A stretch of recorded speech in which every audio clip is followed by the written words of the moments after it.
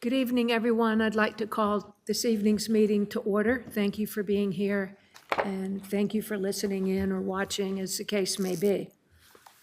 Before we begin this evening's meeting, on behalf of council and myself, I'd like to express my deepest condolences for the families impacted by the two recent tragic accidents.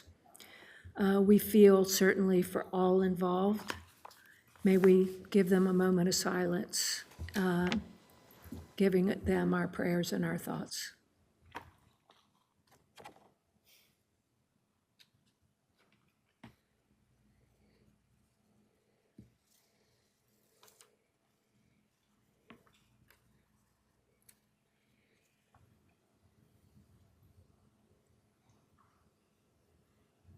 Amen. May God bless these families, our first responders, our administration, our staff, and the entire Oak Island community as they have all been impacted. We'll hear more in the way of a suggestion from council a little later this evening.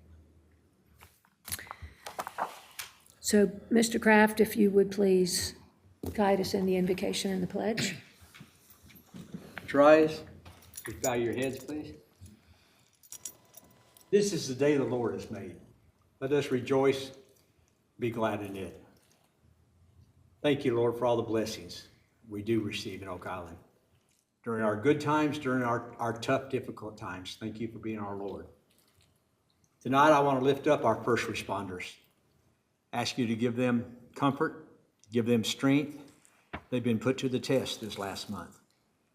Ask you to be with our town manager as she struggles with the best way to protect our citizens, protect our visitors. Give our town manager additional strength. Tonight, I ask you to be with our council. Give us wisdom, open our hearts. Let us make good decisions for our friends and our neighbors. As always, I ask you to keep us in remembrance of who we are. But most importantly, I ask you to keep us in remembrance of who you are. It's in my Lord and Savior's name I pray. Amen. Amen.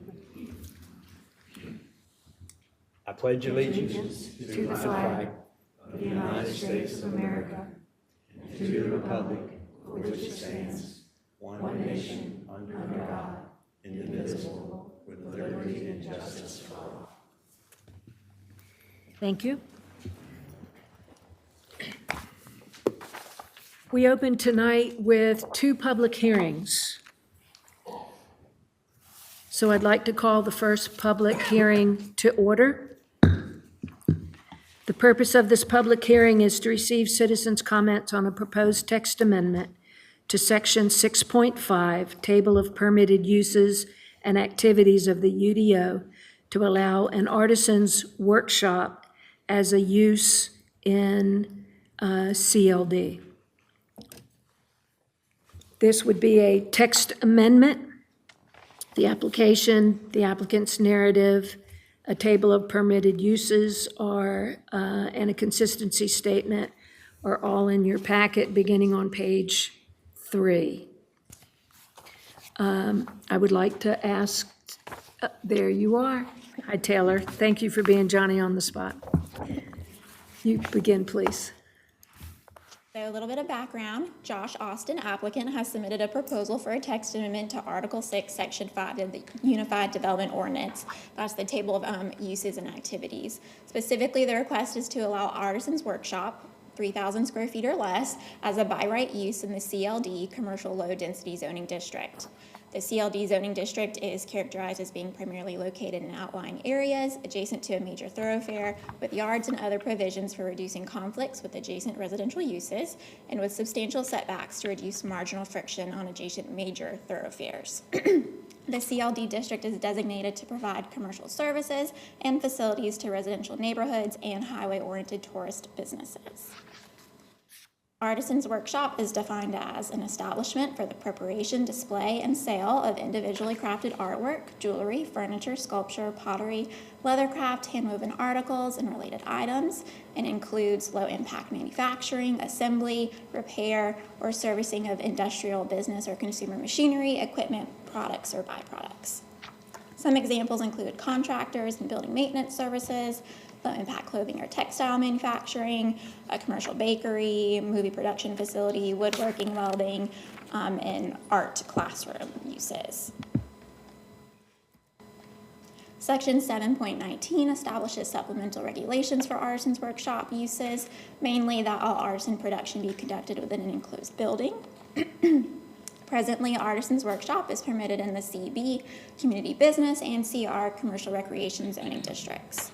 Other permitted uses in the CLD zoning district include trade or vocational schools, building material sales and storage yards, cabinet and woodworking establishments, industrial laundries, contractors' offices and equipment storage, commercial recreation facilities, automobile repair and body shops, distilleries and microbreweries, among others. The 2017 Comprehensive Land Use Plan identified employment as one of the top 2 factors when deciding to live in Oak Island and was the top factor for respondents aged 50 and younger. The plan included guidance if the town wishes to support younger families, then economic development and the pursuit of a diversified set of supporting businesses should be pursued over the long term. 3 economic development strategies were proposed to bolster this effort, including supporting a diversified industry base on the mainland. The Goals and Implementing Action section of the plan recommend 10 overall goals for the town, with Goal 10 stating Oak Island will strive to expand economic development within its jurisdiction. Some staff analysis. The addition of Artisan's Workshop as a permitted use in the CLD zoning district may support the intent of the district by providing services and commercial facilities to nearby residential communities. Artisan Workshop uses are conducted within enclosed structures that reduce the possibility of disturbance to surrounding areas and thus may have minimal impact on adjacent or nearby residentially zoned properties. Allowing Artisan's Workshop within the CLD district may also promote more traditional commercial growth in sought-after areas when retail products can be sourced directly from the manufacturer for reduced cost, and when Artisan Workshop operators are the desired clientele for traditional services or retailers. The Planning Board voted unanimously 6-0 in favor of the proposed text amendment, and below that is our recommended language for the motion. And the applicant is here too and can speak specifically to his intended use as well. Are there any questions for me? I do have a question. Go ahead. So I just want to make sure I understand, the applicant is requesting it to be permitted by right in the CLD, not permitted with supplemental regulations, is that correct? There would be supplemental regulations. When we say by right, we just mean without a SUP, essentially. Okay, so it would be a PS under CLD. Perfect. So I don't know if this question is better directed to the applicant or to you. So this falls under the category of light manufacturing, correct? It could be Artisan's Workshop or light manufacturing. Well, arguably, he's assembling pipes to build fire pits, so I'm not sure so much assembling pipes. From what I've heard, he's drilling a hole.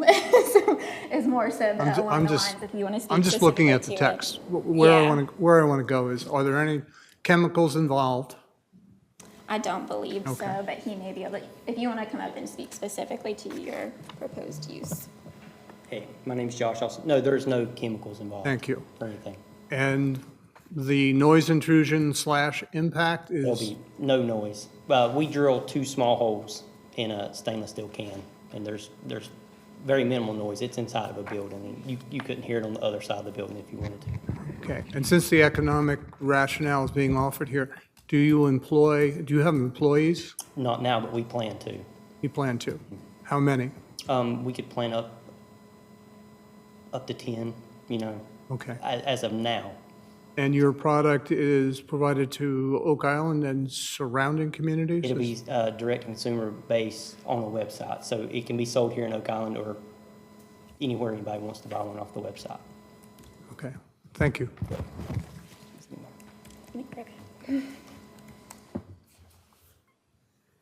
Thank you, Taylor. Should we go to public comment, if you have nothing else? I don't have anybody signed up for the hearing. Excellent. Do we have a motion to close the hearing? Make a motion to close the hearing. Second. All in favor? It's unanimous. Thank you.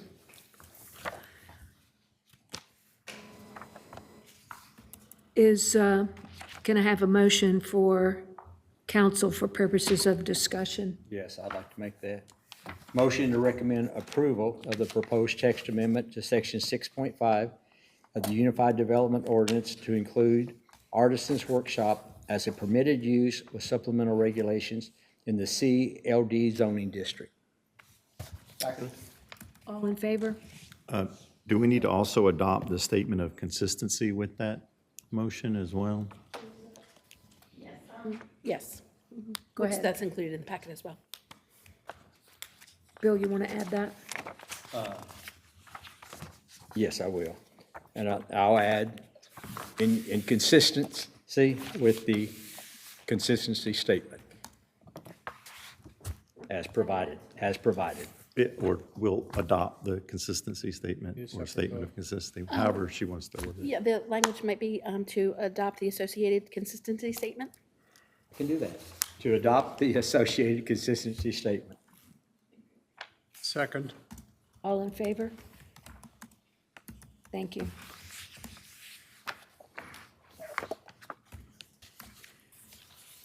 So council would like to start. Mark? For discussion. Discussion of what? Just voted on We it. made a motion for the purposes of discussion. If there's further discussion. Yes, no, I have no further questions or discussion. Terry? Bob? No questions. Bill? No questions. No, it seems to fall within the purview of the ordinance. Excellent. Do I have we have the motion in order. And does the vote we just took suffice? Yes, because the motion was to adopt it, so I Excellent. think you are covered on that. So we move on to the second public hearing. The purpose of this public hearing is to receive citizens' comments on a proposed text amendment, Article 7 of the Unified Development Ordinance and supplemental regulations. It also includes a consistency statement for supplemental regulations. Matt, do you want to? Absolutely. Thank you, Mayor. Good evening, Town Council. For background on this particular item, the council requested that the planning board review the supplemental regulations found within the Unified Development Ordinance, specifically those that were not reviewed in our previous amendment to the table of uses and supplemental regulations.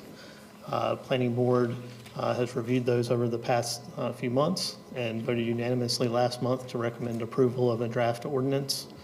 That was in July 2025. A brief summary of the proposed adjustments to the supplemental regulations and amendments. One, to base occupancy for child care facilities and family care homes on state regulation and permitting. The state, typically the DHHS, permits the number of children that can be, or people that can be in those facilities.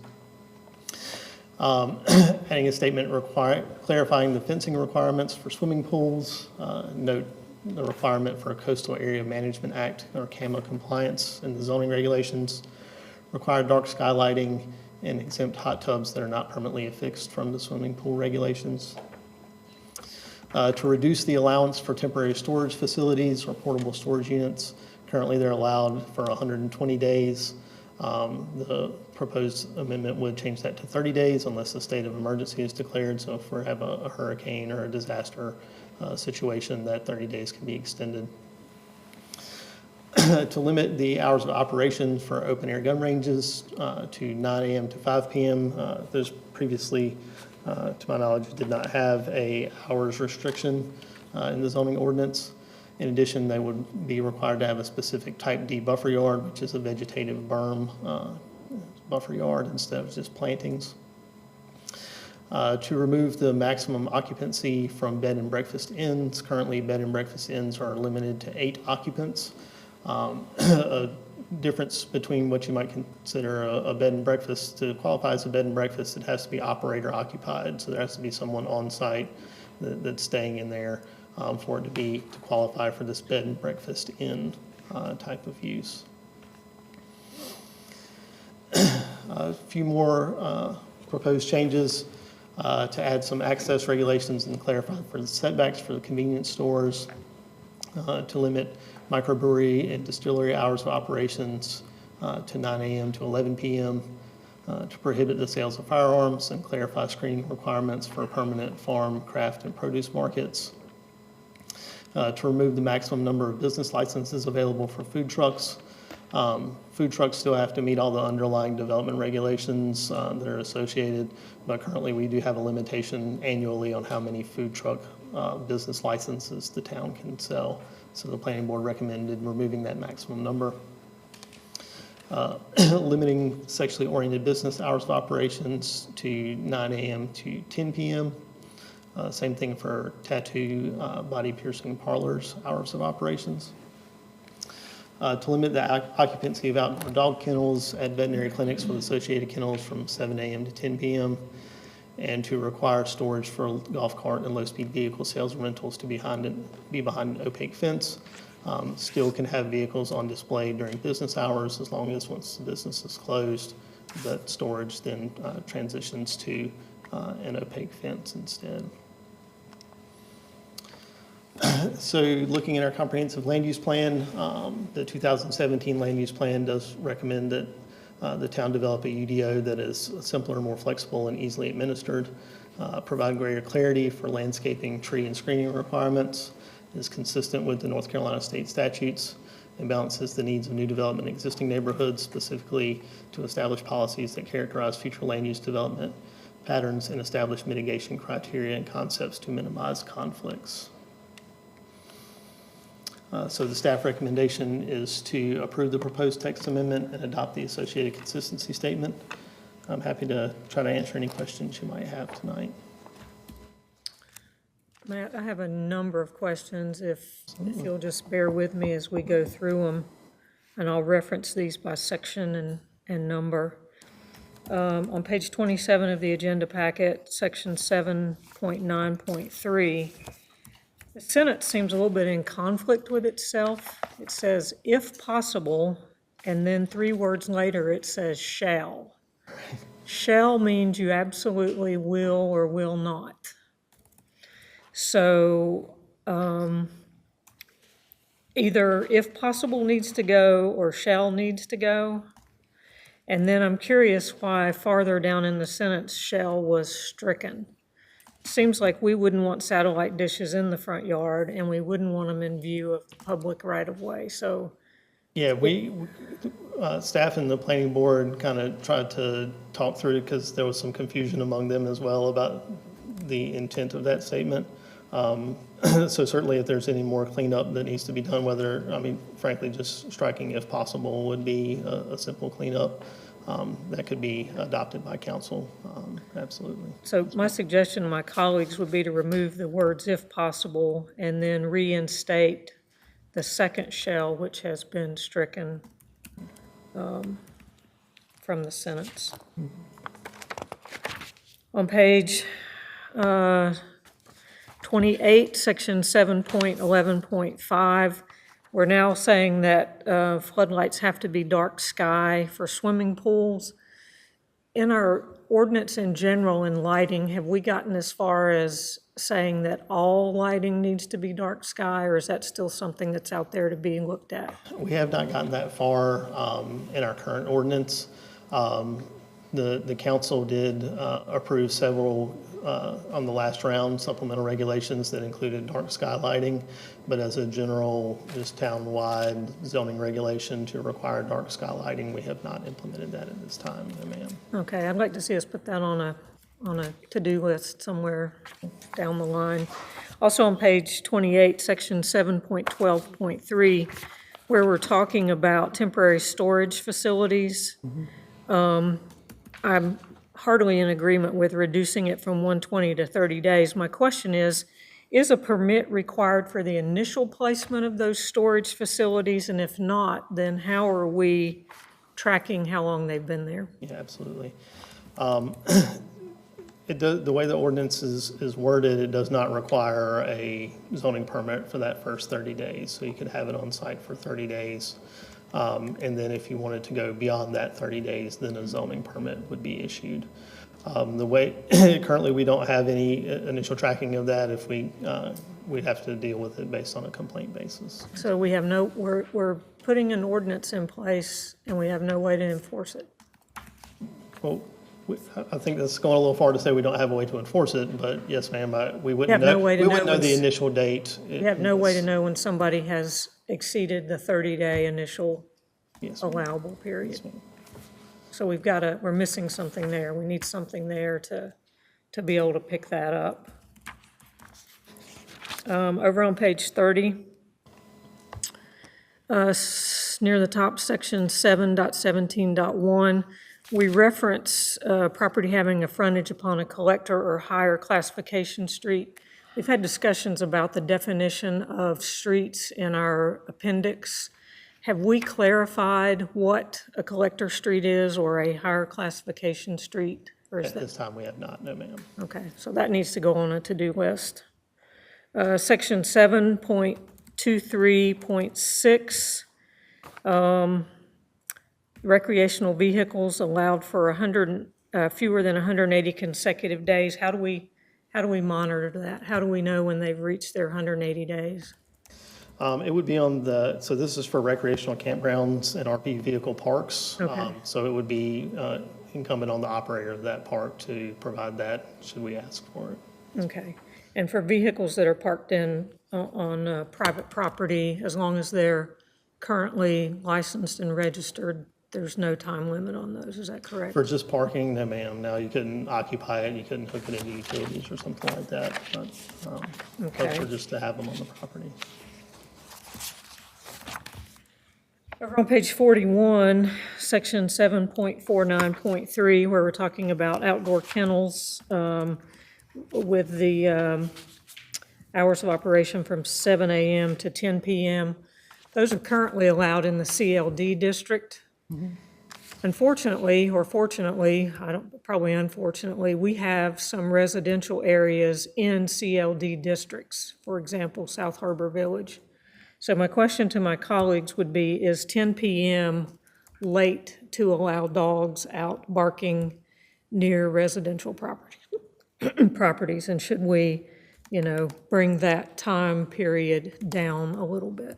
Yeah, that was something that the planning board kind of had some internal discussion about what timeframe, if any, was the appropriate one for that particular Okay. use. Yes, ma'am.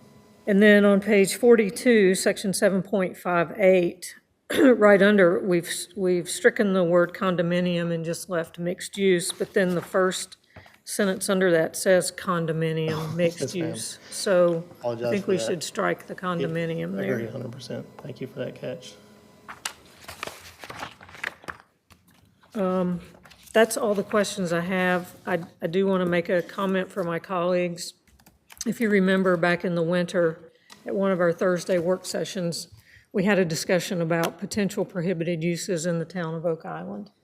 And I think our direction at that time was to get with legal counsel and figure out how we might achieve that for some businesses that don't fit in the community, the family environment of Oak Island, and are not in the best interest safety-wise for our community. So I just want to make sure that we get something back on that and that we don't just sort of let it, If I may, forget about it. I'll amplify two of my my colleague's remarks. First of all, we have, by dint of history and longstanding decision-making before we ever got here, we've got residential backed into commercial everywhere. So there needs to be a sensitivity around ordinances and the lives that residential, that residents lead.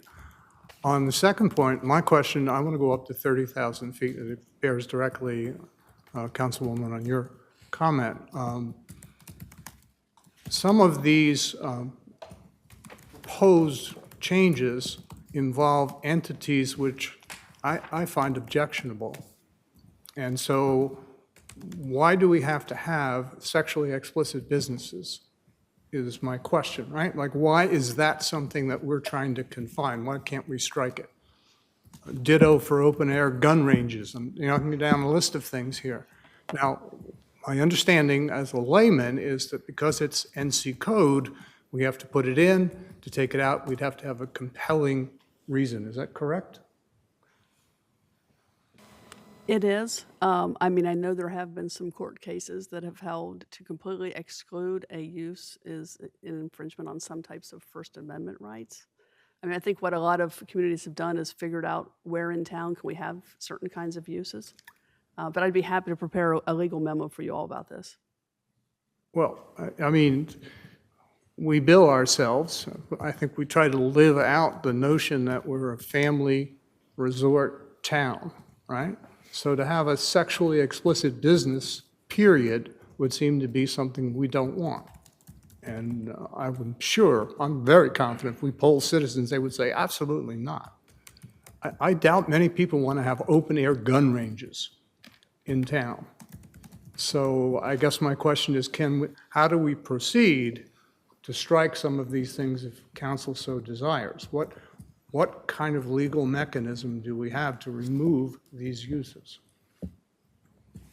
I'd be happy to look into this for you. I just know, I'm just speaking generally what my understanding is of uses, and prohibiting them requires, some kind of finding of health or welfare, such as you all are saying, and I can do a little digging around and see if other ordinances approach those uses in such a way, and if they're successful.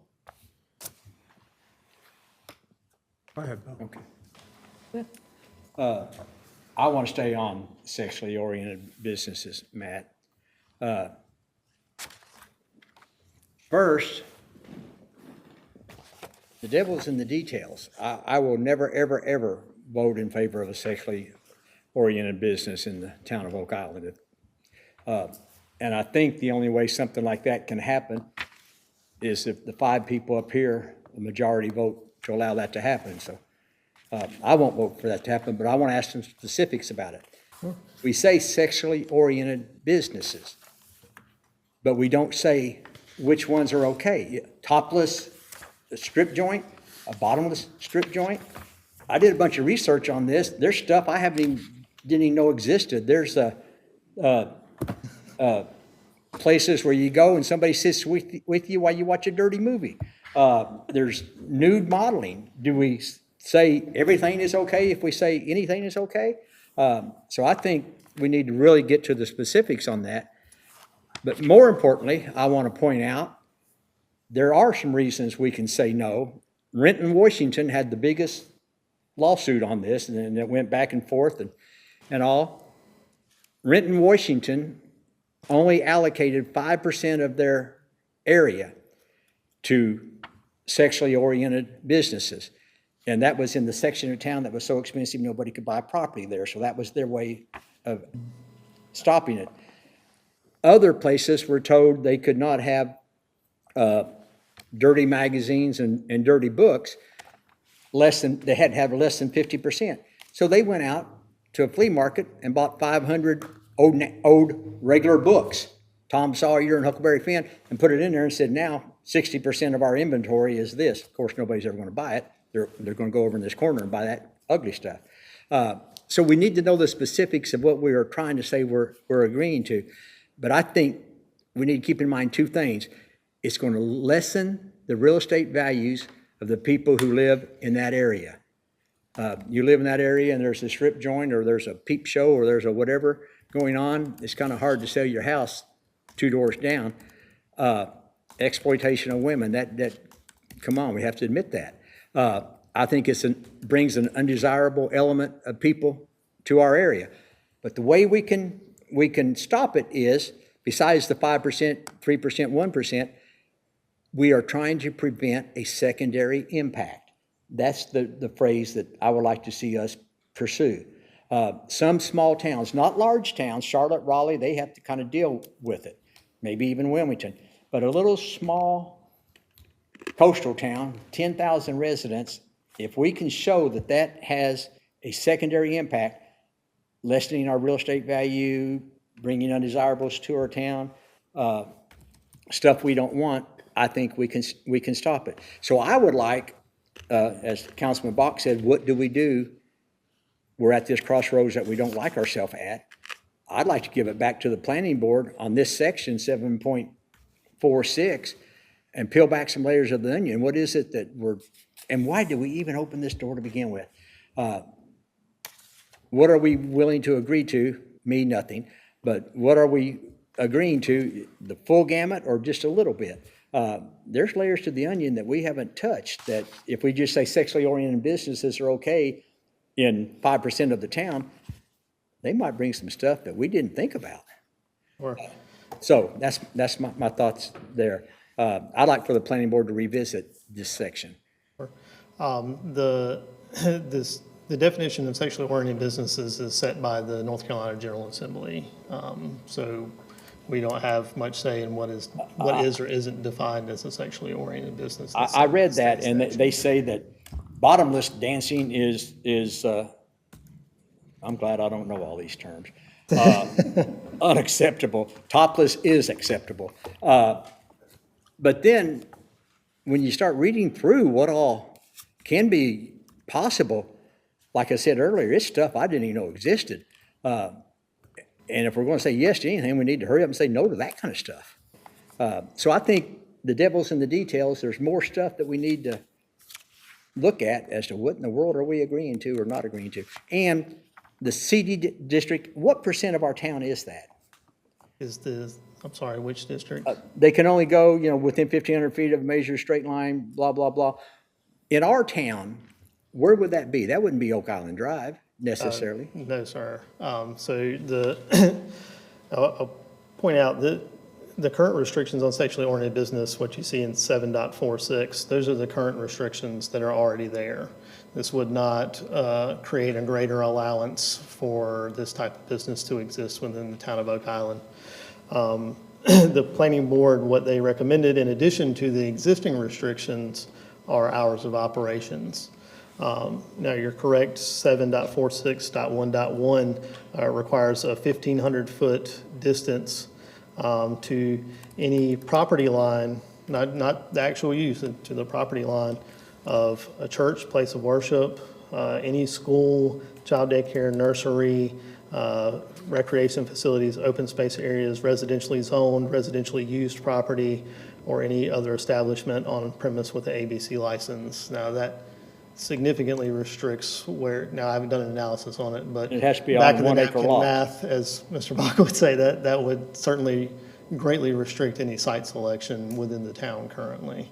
But- We don't have many areas that have that 1,500-foot space I associated. understand that, but I have two thoughts on that. First, I'm stunned that the planning board voted unanimously to agree with this. But secondly, and just because I know where it is does not mean I've ever pulled in their parking lot or I've ever walked through their door. But down at Myrtle Beach on Kings Drive is a big, illustrious, whatever you call it, gentleman's club, strip joint. That place probably has a whole bunch of millions of dollars. So they could jump through every hoop we put in front of them and still be able to pull it off. So I think making them get an acre and 1,500 feet away from different places, the riches of the rich can still pull that off. And as Councilman Bach said, that's not what we want. And I will state that the planning board did not vote to allow sexually oriented businesses. They did not vote, they voted to actually further restrict sexually oriented businesses by placing hours of operation in place. So I understand that. I think what we need is a brief from council I agree. laying out the options, if any, that we have. mean, the problem here is a superordinate authority, the state legislature created this mess, right? And to the extent towns have been successful in removing uses, right? I'd like to know what the strategy has been and the rationale. The whole thrust of this is to tighten our ordinances, but beyond that, ideally, we would take out uses that we find harmful to a family community, right? It seems as if we may not have the ability to do that, but I'd like to know definitively from a legal point of view, can we do that? And if so, what would it take, right? And the two that we've talked about are just the tip of the iceberg, but they're clearly in conflict with, I think, community values here. We just simply would not allow it if we had a choice. Absolutely. Yes, sir. As we're waiting for that, I mean, can we tweak the hours, like from 9 a.m. to 9:05 a.m.? Waiting, right, because we're exposed right now. I think what you would run the risk there, I won't speak because legal counsel stop me if you run the risk of running into the realm of something being arbitrary and capricious if you were to, I know you're using an extreme example for hyperbole probably, but you could further restrict the hours beyond what the planning board did tonight if you so chose. So if we can just shift gears, because I think it's largely going to be a legal question. I have one last question on page 38. I recall the initial food truck discussion, and council capped the number of food truck permits that were going to be issued in order to protect brick and mortar stores, restaurants, et cetera. Now suddenly we have a recommendation it should be unlimited. I'm trying to understand the logic there. What happened to protecting the existing businesses? Sure, and we've operated under the current ordinance for the better part of 2 years now, 2.5 years almost, and seen some increased food truck activity associated with that.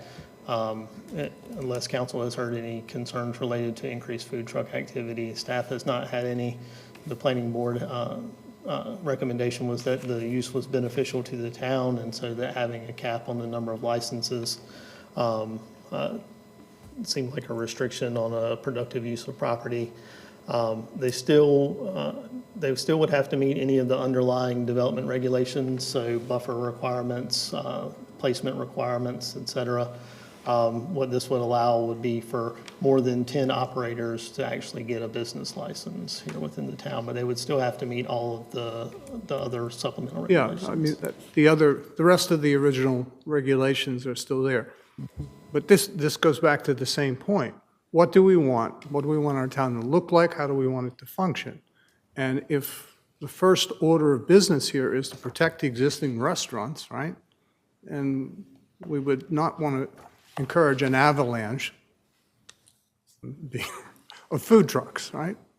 At least I wouldn't. To me, I'd like to see it restricted. So if 10's inadequate, is 15 going to meet the need? But unlimited, you could have them end to end, theoretically, right? Even with these restrictions. Correct? No, I think site selection would cancel out a lot of places where people wanted to put them but could not. What this does is, so let's say, for instance, you have a business and you have a food truck location.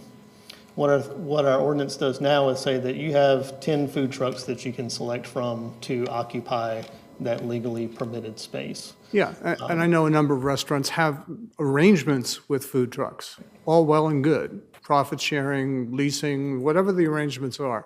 They're consent-based and they're legal. But this would seem to open the door to a much wider array of arrangements, and that concerns me, that's all. Yeah, I don't think that's the intent or the case here. I think what it does is allow more operators in the town. It doesn't necessarily open up the restrictions on where they can be located.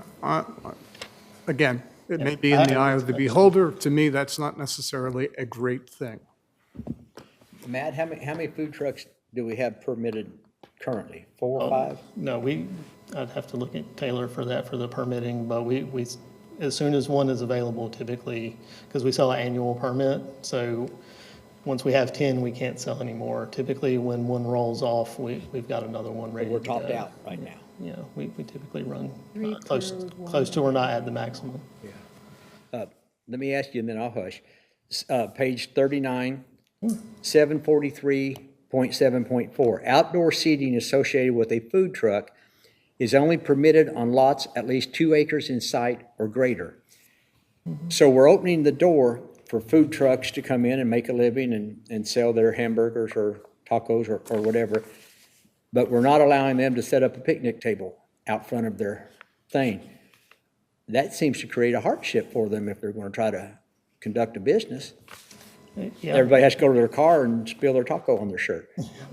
And it goes back to Councilman Box, kind of how do you balance the food trucks versus the brick and mortar businesses? And it is a tough balance to achieve, I agree.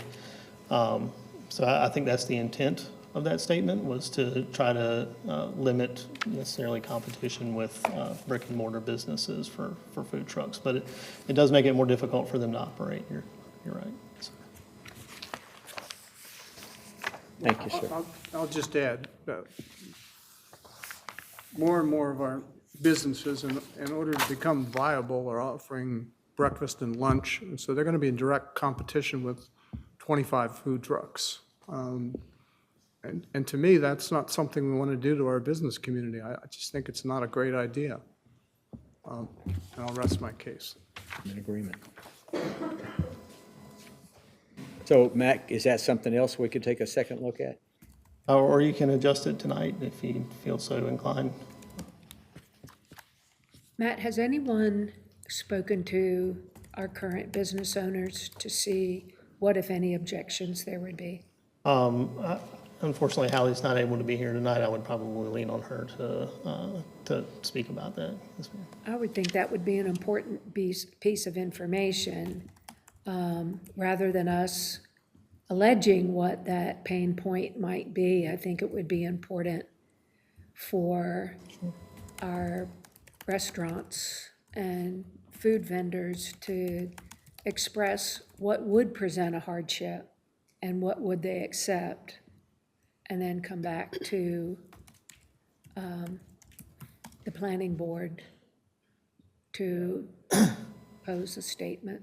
Yeah, and anything you mentioned that you want to hold out for tonight, or if, like I mentioned, you want to amend something tonight, all that's totally acceptable. This is the result of the planning board's review and their recommendations. So certainly at the Discussion, based on my observations, it would be section 7.43, the food trucks, and 7.46, the sexually oriented businesses. Are there others, council, that you want to hold out? Gun range. I have a question about the reduced setbacks for swimming pools, but my understanding is that has to do with the equipment which serves the pool. Is that correct? That's correct, yes, sir. And I'm going from memory.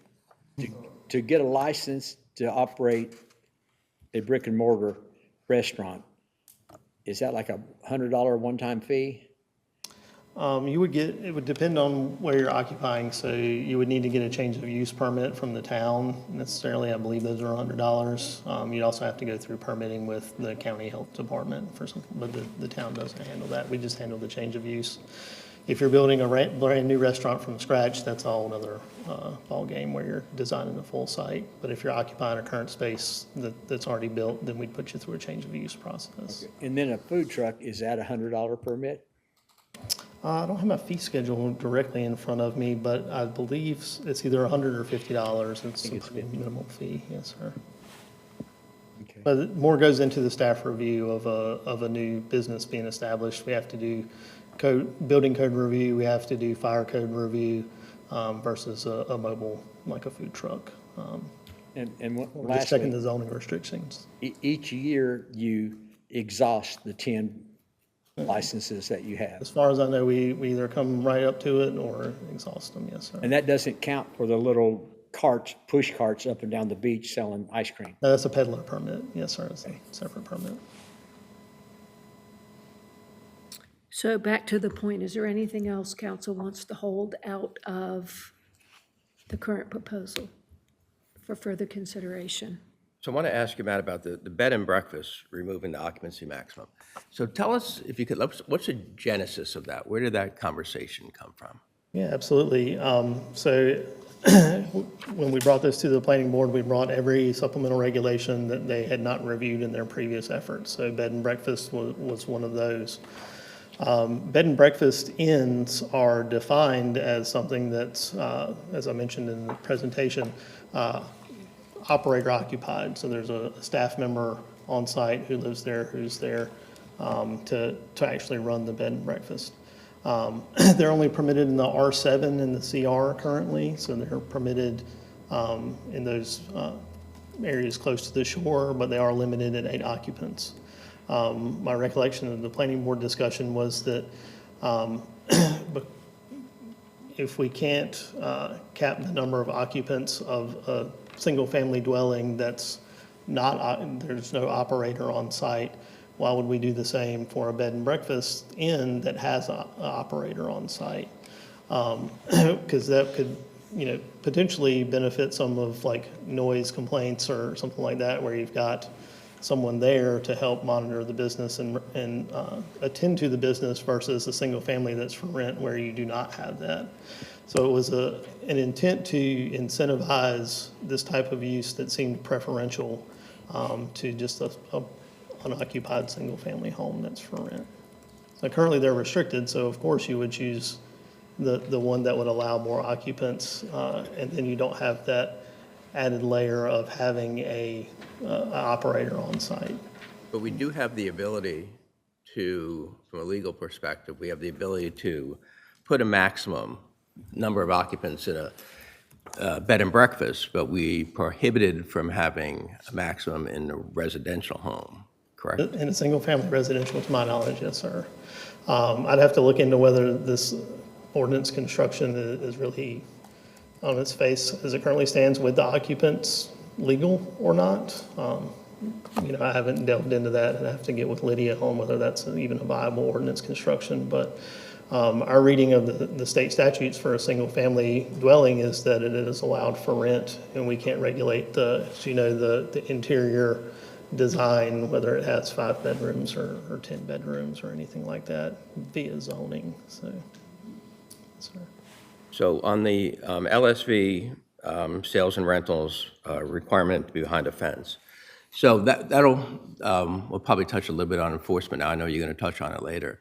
But, so we have 2 large facilities here, both of which do that currently, right? So they both have fences. As far as that, yes, It's the mom and pop businesses that have popped up all over the island, where there are LSVs all over the front lawn and the back lawn where they're not being used.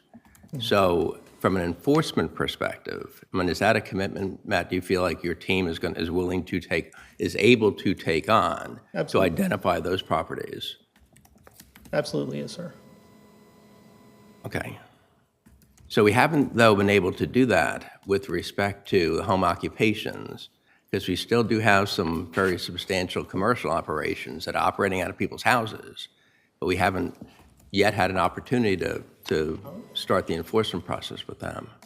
No, Taylor's going to come up and talk to you about home occupations during the manager's report. But we have started enforcement on those, yes, sir. If there's ones out there that staff is unaware of, or if you'd like to check up on those, definitely feel free to send them, and we'll be able to check and see whether a code enforcement case has been started or should be started on one. And anybody in the community is welcome to do that, and we'll be happy to help them out. But we have started proceeding. We've had a couple of home occupant businesses come in for permitting, and we've had a handful also that have started up code enforcement on them as well. Yes, sir. But code enforcement does take time. There's our proceedings, and then when we exhaust our proceedings, it goes into the court of law with our town attorney, which can take time. You have to do service and actually get in front of a judge and things like that. That can be quite exhausting. But Matt, have you considered that a 4-foot fence, which is required along the street front, at the front of the property cannot possibly cover the height of a golf cart. A golf cart is taller than 4 feet.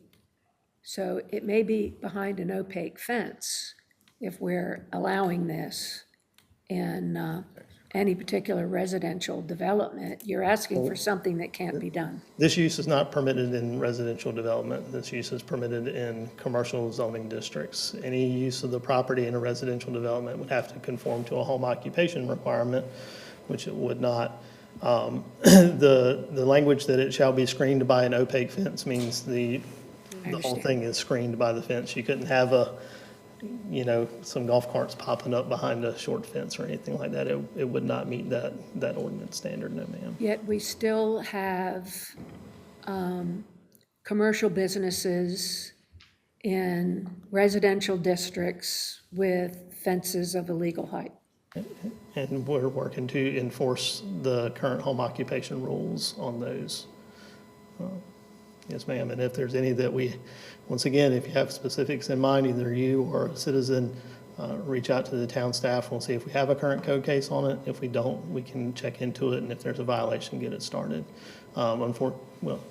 Fortunately, we're not Big Brother, so we don't have drones flying over the island to identify everything. We do need community support to identify potential issues out there and let us know, because we can't be everywhere all the time.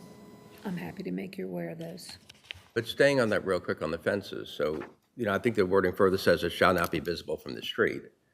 So how do we reconcile that, right? So if a 4-foot fence, if a golf cart can be behind that, you could still see it from the street. How do we reconcile that? Well, you wouldn't reconcile it. It would be a violation of this ordinance. Okay. Yeah. You would require them to install a fence, and an opaque fence that makes it so it cannot be seen from the street. But this goes on Oak Island Drive regularly.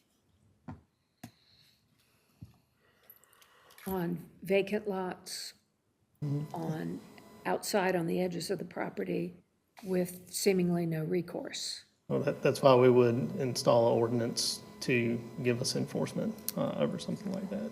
Yes, ma'am.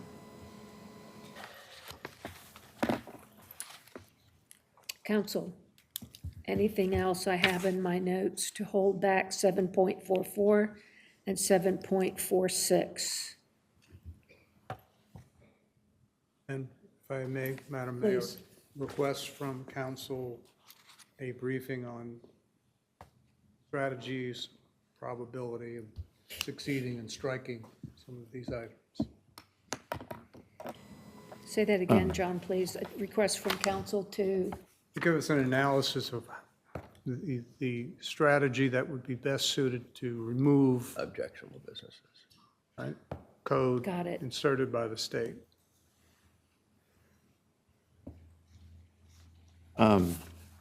Well, fortunately, Councilmember Cartner had a very good list, and I think I kept up with her. She was moving quite quickly, and I think I checked off all of my list against hers.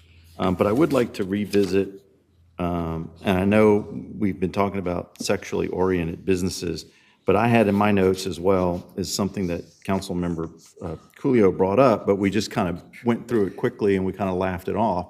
I do believe tonight, instead of holding this back, while we wait for the town attorney to give us clarification on excluding it, that we just go ahead and establish a smaller operation hour. Much of the strike-throughs and changes in the text amendment for all these other topics from the planning board are pretty much hours of operation. So I say we go ahead and move forward, but we restrict the hours of operation immediately tonight. We have that authority to do so, and then we can wait for the town attorney to get back to us on eliminating that permitted use altogether out of our ordinance. But since our ordinance is already restrictive, like Councilman Kraft, you mentioned briefly the 1 acre lot requirement. How many 1 acre lots do we have in commercial districts? I mean, it would be very difficult for someone to find a parcel to begin with to even ask for a permit. So if we exclude the hours of operation, yes, it was humorous to go from 9 a.m. to 9:05 a.m., but we could realistically do like 9 to 5 or 9 to 4 or 9 to 3. I mean, that's something that doesn't look like we're trying to shut it down, but we are restricting the hours of operation. We could do that tonight, and those businesses aren't going to operate. I can tell you right now, not that I visit them, I'm pretty sure their customers are after-hour customers. I'm pretty sure they're not there at 9 a.m., but maybe they are. So I would like to go ahead and move forward with further restricting the hours of operation. And my recommendation would be like 9 to 2, if that's not too restrictive, or 9 to 4, something that looks reasonable, but yet we all know is going to deter, a permit coming our way anytime soon. So that's comment number one. Comment number two, on the food trucks, while, me, I'm a big fan of why do we restrict businesses in the town of Oak Island?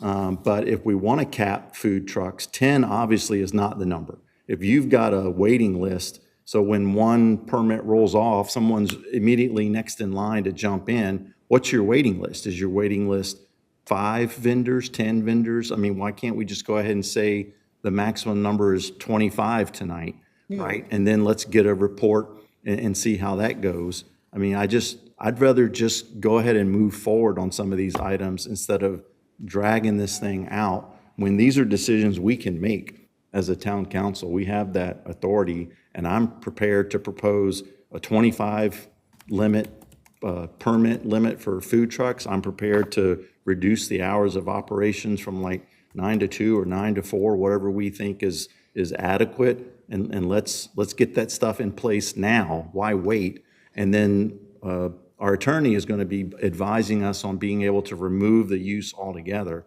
So that's my opinion. So. I'll point out, to my knowledge, we don't have any sexually oriented businesses in the town. So we are fortunate in that, because you can set the hours of operation and not worry about creating like a non-conforming situation that runs into downzoning provisions and things like that. I don't have any, real good guidance on what hours of operations would be permissible or not. But I know it said you wouldn't want to make it so short that someone would look at it on its face and say, well, that's an arbitrary restriction or something like that. I'm all for moving forward, but I want to know what path we're moving on. Before we give some attorney a transcript of us arbitrarily restricting hours, I'd rather send it to the planning board and let them look at the hours of operation that are the shortest, that are in a category that would be somewhat restrictive. And 10's not a magic number for me, but protecting the existing businesses is. And so I'd like to see the data. How many applicants are there? How many times have we hit 10? And then what's reasonable? Is it 25? Is it 15? I don't know, because I don't have any information in front of me, other than it was capped at 10 and now they went unlimited. It seems like there's a middle step somewhere in there based on the numbers. I agree with that, but we can turn that around by the next meeting. And I think I don't want to have so much public discussion and a vote to arbitrarily box in or restrict a business, because I could see litigation potentially coming from that. But on the other hand, to the extent we restrict the hours of other businesses, right, regardless of what the business is, fair game. That make sense? And the shortest one we would have, should council amend these, accept these amendments, would be 9 to 5 is the shortest one that's currently would be established in the ordinance. If you wanted to use that as something to go off of. The other consideration that I'd be careful about is ruling out the 1-acre lots. We're at a juncture in our community where lots can easily be adjoined. So we want to make sure we're putting it over in a corner of the town somewhere where, if that were to occur, if we can't totally get rid of it, that it would be less impactful on our main businesses. So I think we could relegate it to any part of the community we wanted. Well, I mean, we still have the 1,500-foot requirement that would kick in. So even if someone wanted to buy a couple of commercial lots and consolidate them and open up a sexually oriented business, they'd have to meet the 1,500-foot requirement, and staff said that that's pretty much impossible to do in our commercial district because of the number of churches and schools and preschools that we have, all of the things that nullify that 1,500-foot barrier. Yeah, So- I think my colleague is onto the right strategy, because if legally we can't challenge and remove because of the legislature's blessing this, which is questionable, but that's a comment, then we can impose reasonable restrictions. That's why I don't want to do it tonight, because I want to know what's reasonable. What are the categories of hours of operation that we typically assign, right? What's the lowest one would be a strategy, along with the 1,500 square feet and the acre and so on and so forth. That way, if challenged, we can say it's not arbitrary. We looked at our categories, and this is the least operating hours that we permit, and we felt that was appropriate for this category. Yeah, that's where I was going with the 9 to 5 or 9 to 4. And then I was really challenging, well, what is that, number? What's that magic number that we could legally, Right. get through a motion that doesn't look like we're trying to intentionally shut down an existing business? The good news is there are no existing businesses. So I think if we say 9 to 4, that's certainly reasonable hours of operation for a business. Maybe we say 9 to 5. I just didn't want to leave it open-ended No, I tonight. understand, but, and Matt and I had a sidebar conversation earlier, so I don't think we want to be litigious, nor do I think we want to open ourselves to litigation when we don't have to. So when my wife and I bought property here in 2005, the Oak Island Sub Shop was a lingerie shop. Probably would have qualified as a sexually explicit business, given the kind of lingerie they had in there. So there's past practice, right, in the CB. I just don't want to create a tape of us being arbitrary, when we can take the categories, hours of operation, pick the least. I understand the strategy. That's all.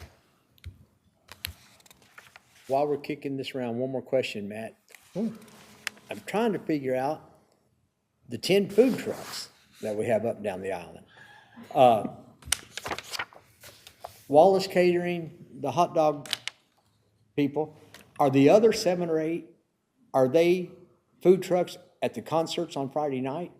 Oh, I don't know off the top of my head. I mean, but once they buy a permit and they only show up on Friday night, Well, it could be that, when we sell a food truck license, that's a business license. So they might be coming once, twice a season while they're going around the region or something like that. But I'd have to, once again, do some research on the permits. so if we were to enlarge that number, then the Ryan at the Parks Department could sell more spaces for food trucks on a Friday night. Well, the town-operated events are exempt from the food truck regulations that are in here, so really, anybody who they want to have sign up. So that company that brings barbecue sandwiches or somebody else? They would not have to necessarily get a business. They're not part of license. the 10. No, no, sir. They may be, but they might have gotten a license to operate. They wanted to go to Grape and Ale on a Saturday. Again, great question. Let's get the data. Let's see. Yeah. And if you have been tracking the number of applicants, that would be interesting too, as well as the number of Yeah. licenses, right? And then we'll know. Fair enough. Absolutely.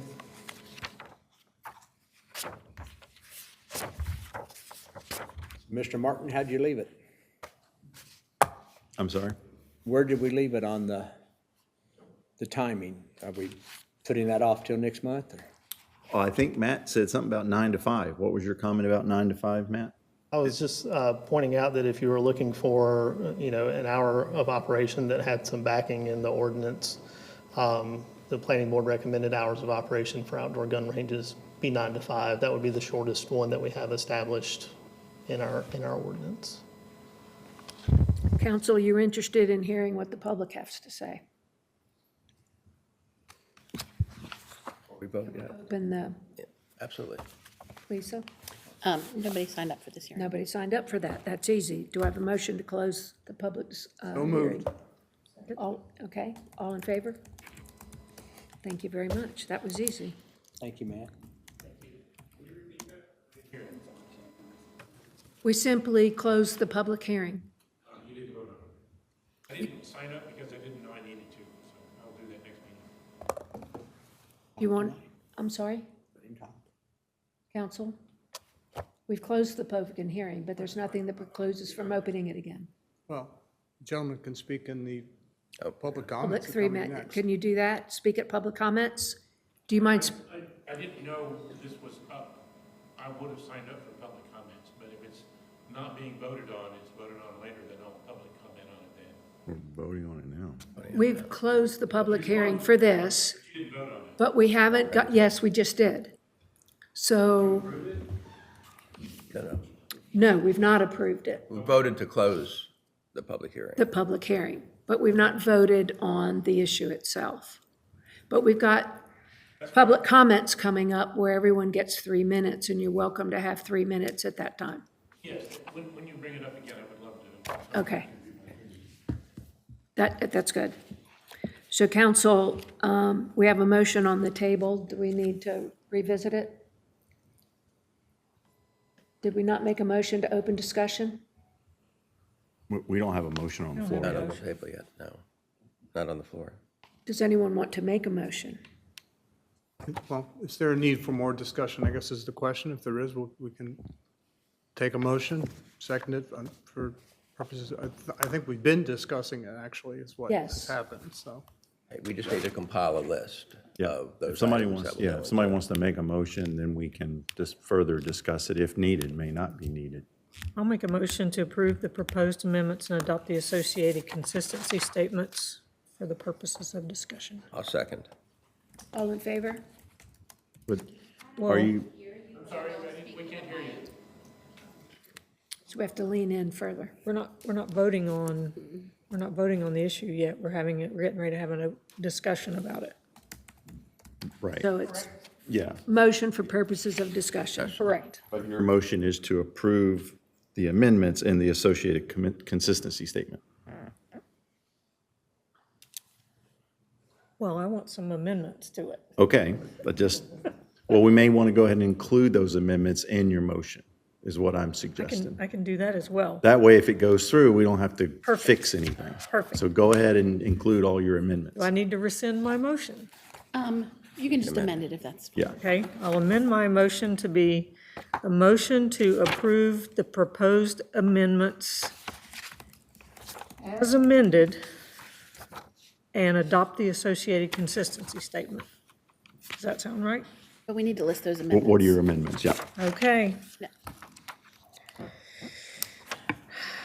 Section 7.9.3, remove the words "if possible" and reinstate the second "shall," which had been stricken from the text.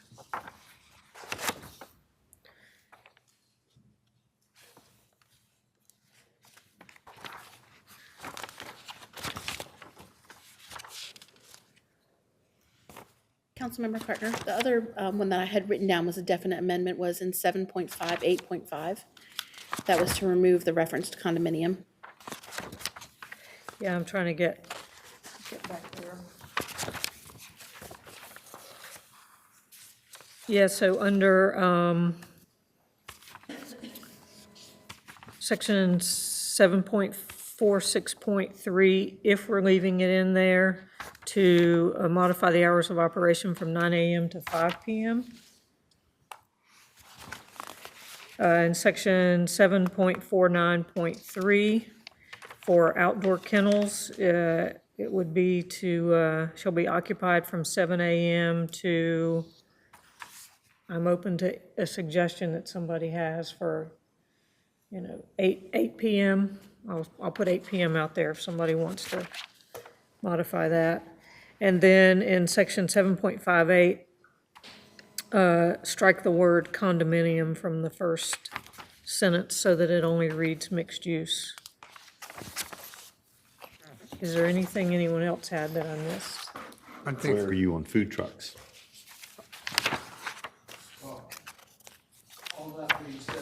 I think 9 o'clock would be a reasonable compromise. I think 10 is too late. 9 would be again, if you're Okay. asking for a preference. I'm good with My mine. understanding from the initial discussion, because I don't want this to be voted on, is that two items, one on sexually explicit businesses and the other on food trucks, are going to be sent back to the planning board to produce data. So that needs to be part of this motion if we're doing an omnibus voting on all of it. Okay, Lisa, hang on. In addition to those items, the removal of the section on food trucks and sexually explicit businesses to be sent What back. number? Yeah, 7.43.3 is food trucks. Where is the sexually? 7.46. 7.46 is sexually explicit? How did you know that number, Bill? To be sent back to planning board for further review. Yeah. So to clarify, is that in addition to making an amendment to the hours, or are you going to not make that amendment to the hours? My concern, and I'm think Matt tried to clarify, it's red text, which means it's an addition. There is no strike through, which means there's nothing that exists today. So we have 0 hours of operations defined for this type of business. That was my point I was trying to make, that at least tonight, while we wait for the ultimate decision, can we at least restrict the hours of operation? Please. Sure. I think we restrict them to what Matt said the norm is, 9 to 5. and 9 to then- 5, yes. Right? That's the norm, because we don't want to be sued. And then we'll send it back to the planning board to see if there's another category with less hours, more restrictive, if you will. Fair enough. Lisa, do you And have, the food truck is going back so we can get data, number of applicants over time, right? Number currently operating. If you get it, Matt, per Councilman Kraft's question, where are they located? Because we don't see them, right? I don't see 10 of them, but if you say they're there, they're there. But where?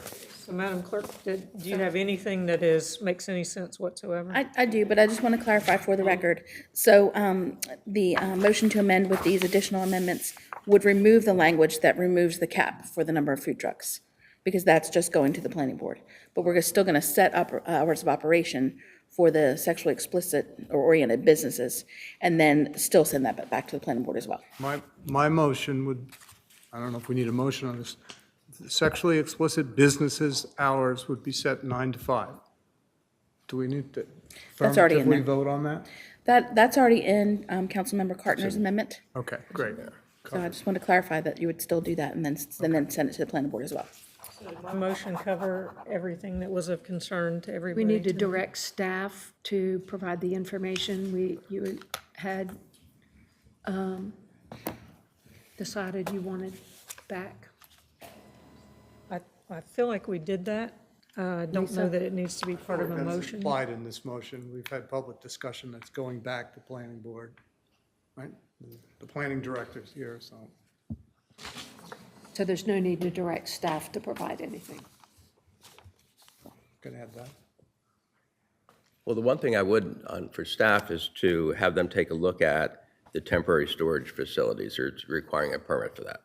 So then you can track it, and then we can see if those, the dates that we're having them down for 30 days, that's not been violated. Are you adding that to the motion?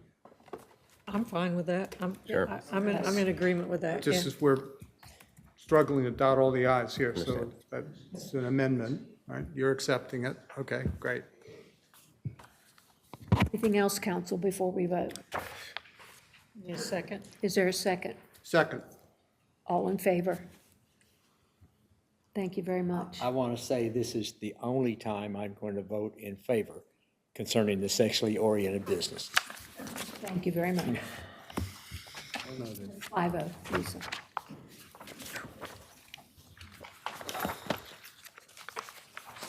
Where are we? So that are two public hearings, and we move to presentations. There's only one tonight, which is recognition of a gentleman who will be receiving the Trees to Sea Award. Bill? Thank you. Thank you, Lisa. Isn't it a good thing? 4 times previously, the council has... Wait till you get to the microphone, please. Okay, what is it? Right there. Middle now.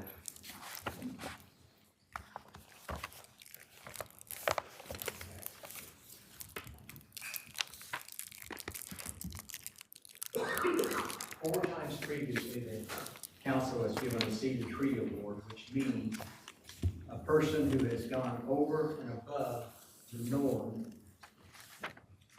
in being a good citizen, being good for the people of Oak Island, generous and helpful.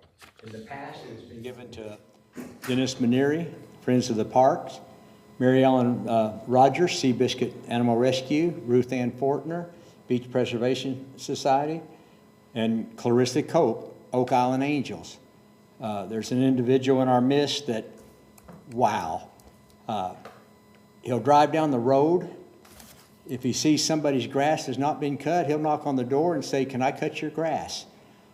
He'll cut the grass, they'll offer to pay him. He says, "No way, I'm not going to take any money from anybody."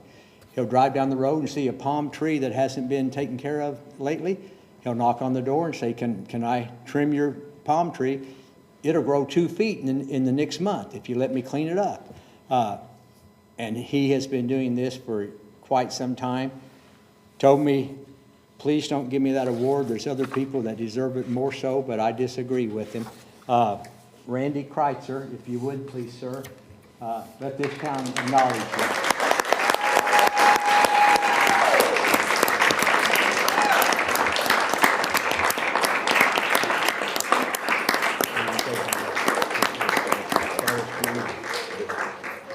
Let him take your picture.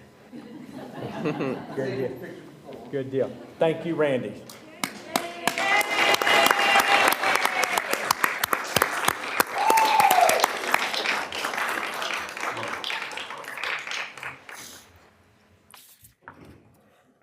Thank you. We move to the adjustment or approval of the agenda. Council, do you have any adjustments? Yes, Madam Mayor, I'd like to pull the July 8th, 2025 Town Council minutes out from the consent agenda, only for the purpose of voting on it as a single line item, please.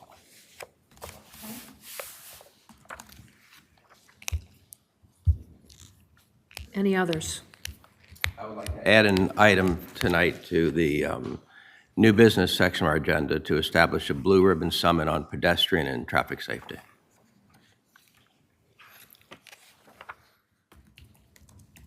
I'm writing. Any others, council? Mayor, if I could ask, if you could add to the closed session a discussion of, consulting with the town attorney regarding litigation, and that would be pursuant to 143, 318, 11A3.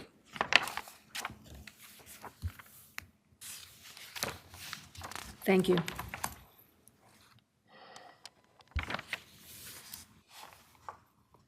With no other additions or adjustments, can we have a motion to accept the agenda as amended? So moved as amended to accept the agenda. Second? Second. All in favor? It's unanimous. Thank you very much.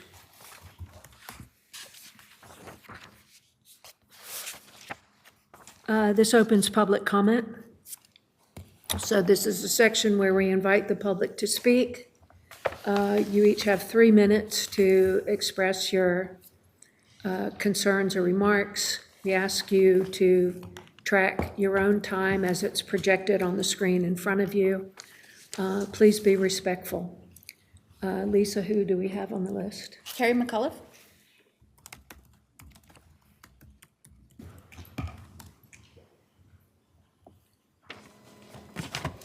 Good evening, Madam Mayor, councilors. I am Carrie McCullough. I live at 108 Northeast 57th Street. I will finish my term as a member of the Planning Board next week.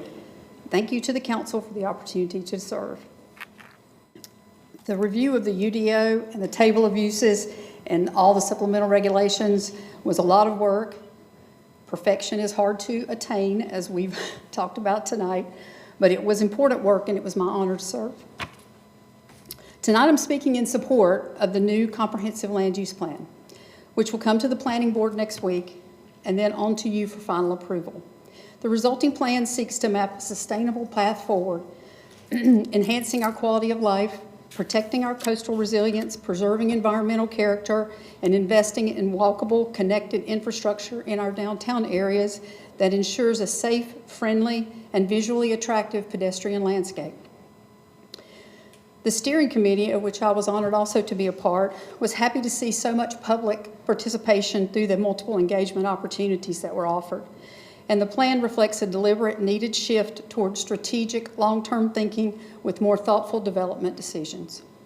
I'm especially excited about the strategic streetscape master plan, which would change the form and function of our 2 commercial corridors. The goal is to have our commercial districts be more attractive, walkable, bikeable, with spots for socialization.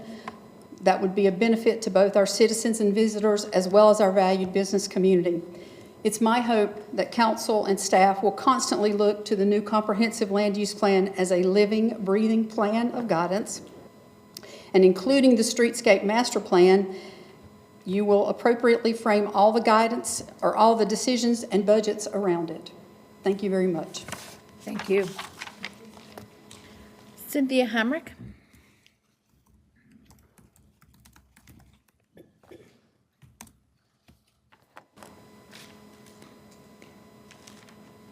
Madam Mayor and board members. Where you find trees, you find life, and where you find life, you find God. At night, trees hold their breath. Every morning when the sun comes up, trees drink the sun's energy along with massive amounts of carbon dioxide and water to make the sugar they need for their survival. Meanwhile, from dawn to dusk, they exhale the oxygen we need for ours. It's one of the reasons that morning air feels so fresh. That's when trees begin to breathe out oxygen. We take knowledge of photosynthesis and oxygen production for granted. You may have learned about photosynthesis as early as preschool, but Isaac Newton didn't know about it. Neither did Leonardo da Vinci nor Johann Kepler. Early scientists thought the air we breathe came from rocks. It wasn't until late in the 18th century people discovered the link between trees and the oxygen we need for breathing. But there in Genesis 2, God breathes the first breath of life into Adam's nostrils. And the very next verse places him in a garden and explains that the trees are there for food, beauty, and for life. The trees in our lungs carry within us breath out. The trees in our lungs breathe out carbon dioxide to the trees in creation, and they breathe back oxygen to us. Somewhere between these 2 trees, life is found. How beautiful and elegant is that? God designated trees as a source of life, way before the rest of us caught on. God created the earth and gave trees and humans to each other to live in a relationship in life. Trees give us and other creatures oxygen to breathe, food, and beauty. They stop flooding, prevent soil erosion, clean the air of pollutants, bring down the temperatures in neighborhoods and cities and rural areas. They gobble up carbon dioxide and are critical to reducing carbon and addressing the warming of the planet.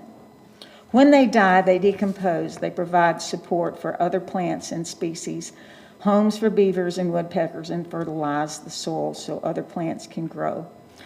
The Bible begins with a tree of life and ends with a tree of life with leaves for the healing of the nations. That's in Revelations. We live between 2 trees. May we cherish the trees as God does.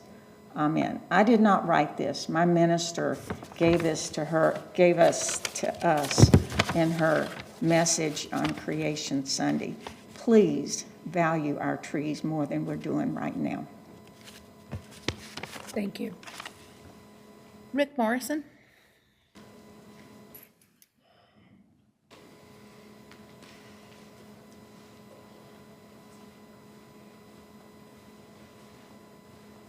Hi, I'm Rick Morrison, 146 Northeast 3rd Street.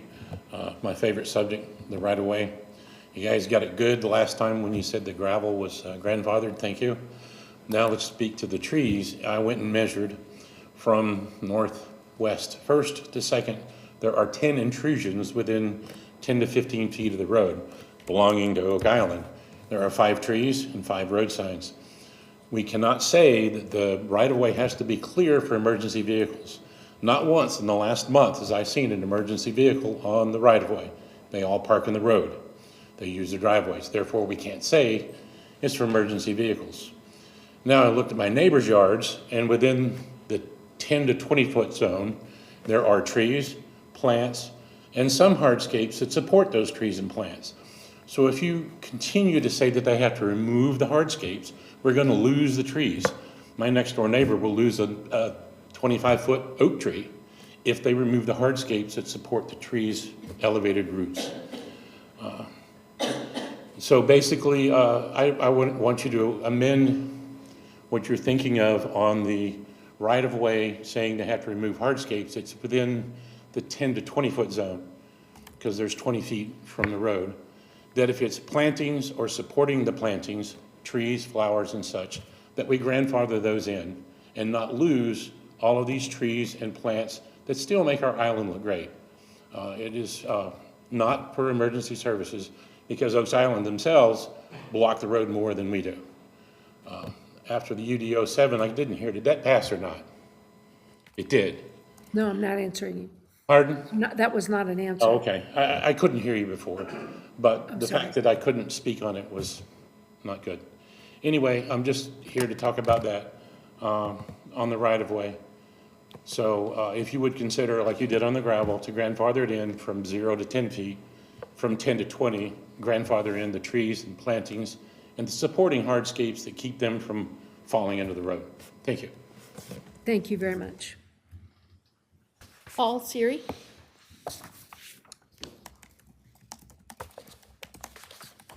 Evening, guys. My name's Paul Siri. I'm on 32nd Street. And these are my friends, Frank and Brenda. And they live across the street from me. And we live right where the bend in the road starts, right there. And about a year ago, I talked to a policeman and I complained about the speed limit right there, especially by the rec center. We're just one block away from the rec center, and we're in conjunction with the kayak launch. And I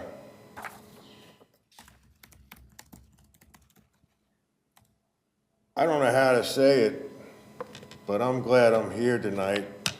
I'm kind of proud of myself, because I've been meaning to come down here. But I never found this place. I couldn't find this room. So now I found it. And the thing is, I heard from the policeman that Oak Island doesn't own this street right here. Is that true? Do you guys know if that's true or not? It's true. So the state owns that road. But we pay our taxes to Oak Island and the state and all that crap. And what do I gotta do to put a frickin' paint mark out there, a crosswalk out there before some kid gets killed? What do I gotta do?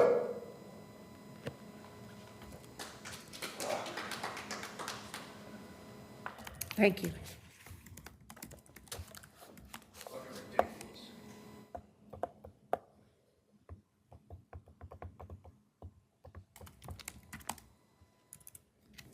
I'm sorry, I knew that the list was complete, so therefore.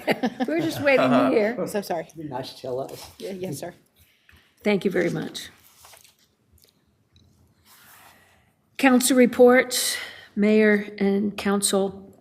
If you don't mind, council, I'd like to go first to simply, once again, express my deepest personal condolences to the families involved and to the fully support efforts of the administration and staff to improve safety for pedestrian and vehicles, particularly on Oak Island and yacht drives, and to take measures that err on the side of caution.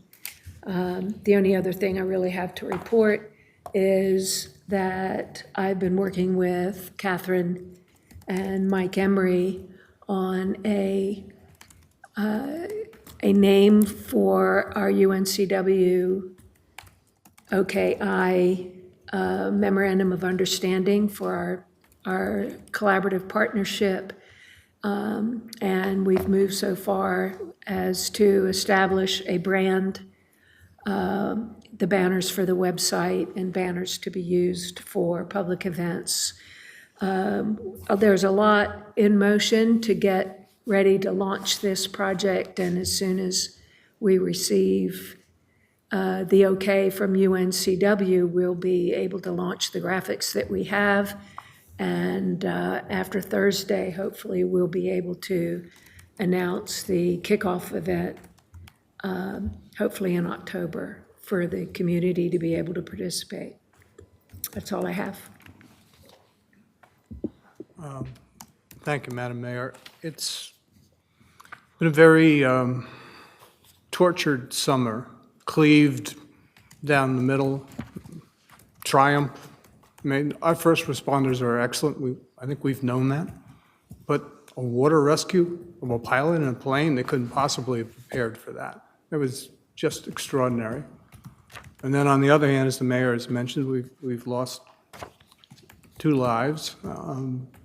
And I'm struck by the dichotomy between the 2 things I'm feeling about pride in our first responders and their extraordinary courage and preparedness, and then, unfortunately, 2 vehicular accidents. I also want to enthusiastically support the addition to the agenda that Mr. Culo put forward.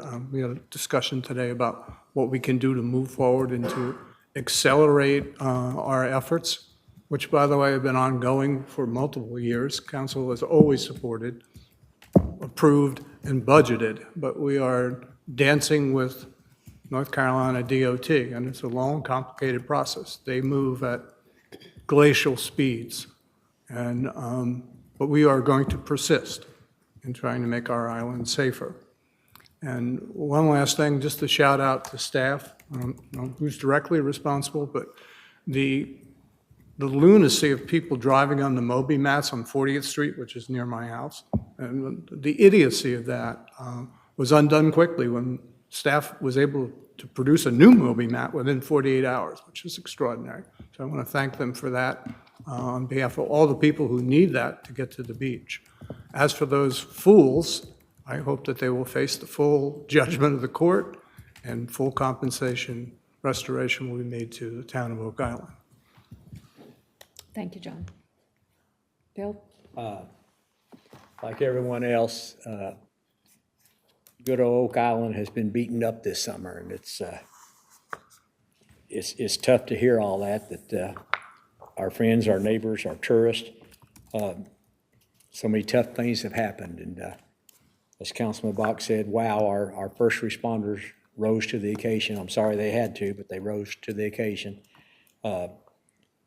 Hopefully we can turn that corner, and I hope and pray that we can turn that corner and start having our good days and smiling again, because it's been tough. Last week I got a telephone call from a daddy, and he said, Bill, our 11 and 12-year-old Dixie Youth baseball team is getting ready to win the national championship. I said, what do you mean national championship? He said they have to beat Tennessee, who is undefeated, and they have to beat South Carolina. The Dixie Youth girls did it 5 years ago, but this will be the first time ever the boys have done it. Can the town do something?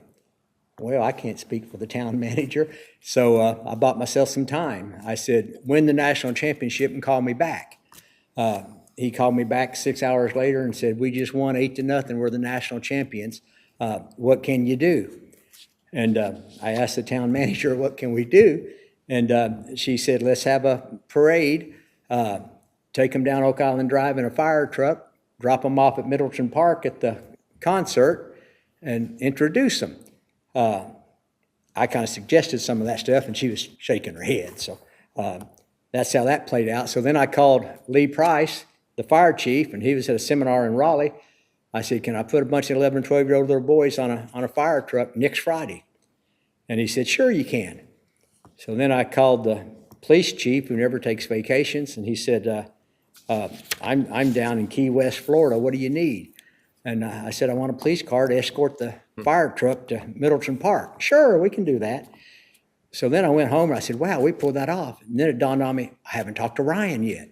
So I called Ryan. I said, Ryan, can we interrupt the concert and introduce these little boys for 10 minutes? So that's going to take place Friday night. Everybody said yes. So mayor, town manager, other council members, anybody that wants to be there, let's go up there and shake their hands Friday night. The rest of my report is the town manager and I so happened to be at the same place, same time, at the Water Rescue's open house last Friday, and they gave us a pretty good tour and showed us around and educated me a little bit. And most of our conversation was, how do you get a plane out of the ocean? But it was a fun meeting. Other than that, I'm good. Thank you. Bob? Just to, if I could, kind of dogpile on there, that, I've worked in private industry my whole career and continue to do so. And, in private industry, when something needs to get done, just get some people in a room and you kind of make it happen. Municipal operations, government does not work that way. There are so many moving parts to it. So as we work through this process, which we'll talk about in a little bit, is just, I would ask that everybody just give us grace, give us some time. And we're going to get this thing figured out, and we're going to figure out LSVs on Oak Island Drive and excessive speeding and crosswalks. And if it's as simple as, hell, taking a can of yellow paint and doing it ourselves, we'd have done that yesterday. I mean, we'd have done it years ago. It's not as simple as that. There's so many moving parts. So give us some time. We're going to get this figured out, and that's my promise to this community. Thank you. Thank you. Terry? Other than just echoing the sentiments and condolences that my colleagues have expressed, I don't have anything additional tonight. Thank you. Mark? Thank you. As you've heard and you'll continue to hear, my heart and prayers go out to everyone in the community. I mean, to Councilman Kraft's point, it's been a rough season. And so just for everybody impacted by every tragic event that we've witnessed in our community, just my heart and prayers to you. I would like to clarify something personally. Many of you may not be aware, some of you are. I missed 2 meetings in July. There were special meetings. There was a July 10th meeting, a July 18th meeting. And I first want to say, what a disappointment that people got on Facebook and commented that my absence at those meetings must have reflected that I don't care about this town. What a shameful, disgraceful comment to make on Facebook when you don't know anything about my circumstances. I was absent for the entire month of July, and I just returned to the town this weekend because my wife had to have surgery in Charlotte, North Carolina. If you recall, she had a devastating leg injury in January 2024, 2 surgeries here locally in Wilmington throughout 2024. We were referred to a specialist in Charlotte, North Carolina for a 3rd surgery. Not only did we immediately leave after the July 8th town council meeting, we stayed in Charlotte until this past weekend, not only for the surgery, but she chose to do rehabilitation in Charlotte under that care team. I do not appreciate people using Facebook to politicize my absence from a meeting when you know absolutely nothing about what is going on in my life. And that was intentional. A very small group of people were made aware of where I would be and why I would be absent. So I am just utterly dissatisfied that this town would stoop to that level and people would comment on that. So I hope you go home tonight, or if you're listening tonight, you reflect on that and think about why you drove to make that decision and try to ridicule me publicly about not caring for this town. I will follow that up with, immediately after I heard about the pedestrian incident yesterday, I have been on the phone with the Cape Fear RPO director, because guess what's coming up? We are getting ready to start prioritizing rural transportation projects again. The town of Oak Island Greenway, which was adopted in the feasibility study in 2022, runs north of East Oak Island Drive. It's a multi-use path that will allow pedestrians to safely travel on the north side of East Oak Island Drive until they can get to an approved crosswalk, which the DOT has already designated where those crosswalks are going to go. We're still patiently waiting and working with them to find those. But everybody knows in general practice as a pedestrian, your safest crossing is at a traffic light. I don't go to New York City and try to run across the street. I make sure I go to an intersection where there's a traffic light before I cross the street. So we are diligently working on this. I've asked the RPO director at the Cape Fear region to urgently send out an email. We actually started drafting the content of that email, and he's going to send that out prior to our next meeting, which is this Friday. And we are urgently going to ask the NCDOT and other state agencies who participate in the RPO board to accelerate everything we've presented to them that deals with pedestrian accessibility and pedestrian accessory. We are now going to ask the state to prioritize and step there on the gas. This is taking far too long to get these projects going and to get them approved. So that's going to be the request in this upcoming prioritization. I try to be collaborative and listen to other municipalities in Brunswick County, but I'm sorry, I've had enough. I am going to go to the RPO meeting, and the only words that are going to be coming out of my mouth is, where is Oak Island with pedestrian accessibility and safety? I'm tired of us. We score well, but then we don't get funding from the state. Nothing moves forward. I'm tired. And so I am going to prioritize Oak Island in this next RPO prioritization session, and it's going to focus on pedestrian accessibility and safety. Thank you. We move on to the consent agenda. We have 2 items on tonight's consent agenda. The first is 3 meetings, the minutes from 3 meetings from June 10th, July 8th, and July 18th. And the second item is a budget amendment to accept the money for the youth athletics grant that we currently achieved, or received, I should say. Mayor, if I may, I know Please. Councilman Martin was pulled one of the sets of minutes. I also had a couple of suggested edits to the minutes. I didn't know if I should say that at this time. Yeah. Falls in. Do you want to go first? I can say them, and then mine are more just grammatical or editorial, or they're substantive somewhat, but the first one is the minutes of June 10, 2025. And I'm going to say the sentence that's in there, and I'll say what it should be. Councilman Kraft asked why the language in the local act says decrease or clarify, but not decrease. It should say increase or clarify, but not decrease. So there's one word that's wrong there, but it's a key word. So and I listened to the transcript. I listened to the video of it. So in other words, it's near the top of page 4. Instead of saying decrease or clarify, it should say increase or clarify. Thank you.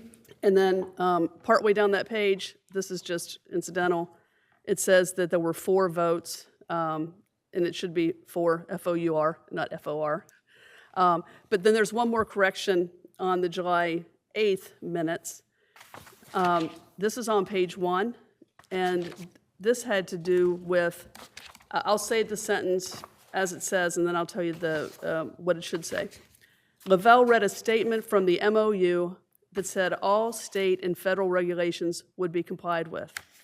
What it should say is Lavelle read a statement from the MOU that said the recipient agrees all state and federal regulations would be complied with. And that's just important because it was answering a direct question as to whether, as the recipient, we agreed that all state and federal regulations would be required with. So that's the edit, and I can give it to Lisa so that she has the exact wording, but I wanted folks to hear those. So, Please do. thank you. So that doesn't require removing from the agenda, does it? I don't think so. That doesn't require those others being removed from the consent agenda. I'm so sorry. I That didn't, doesn't require the June or the, no. You all can adopt it with the edits and whatever Councilman Martin has to say. Okay. Council, any other adjustments you want to make for the consent agenda?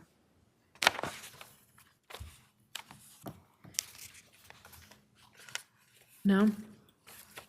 Can I have a motion to accept the consent agenda as is, along with the amendments specified?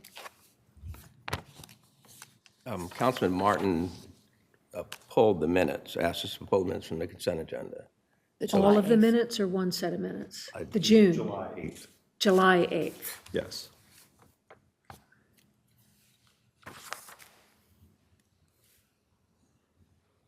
We'll want to have a conversation about that. Correct.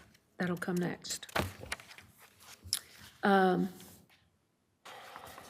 Noting that, back to council, is there a motion to accept the minutes and the budget ordinance Move amendment to as? approve the consent agenda as edited by council and amended by Councilman Martin. Second. Thank you. All in favor? Thank you very much. Items removed from the consent agenda will be addressed now. Mark, do you want to? Yes, my earlier request was simply to remove those from the consent agenda so they could just be, it could be voted on as an independent line item.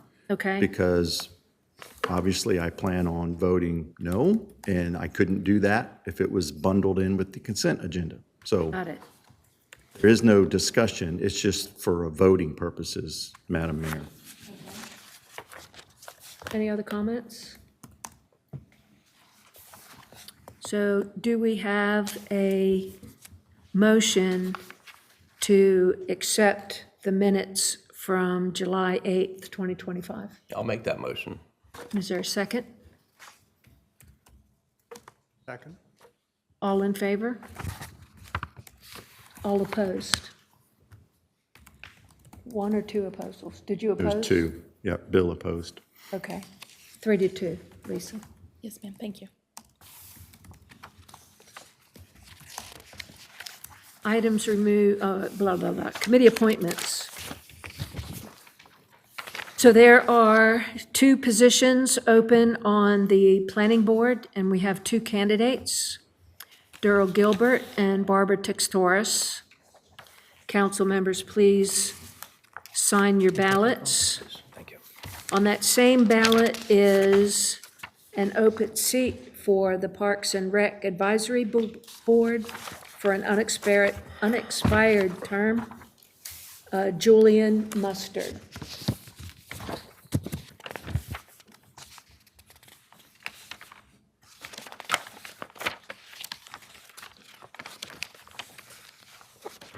Mayor, there are unanimous votes in favor of all three candidates.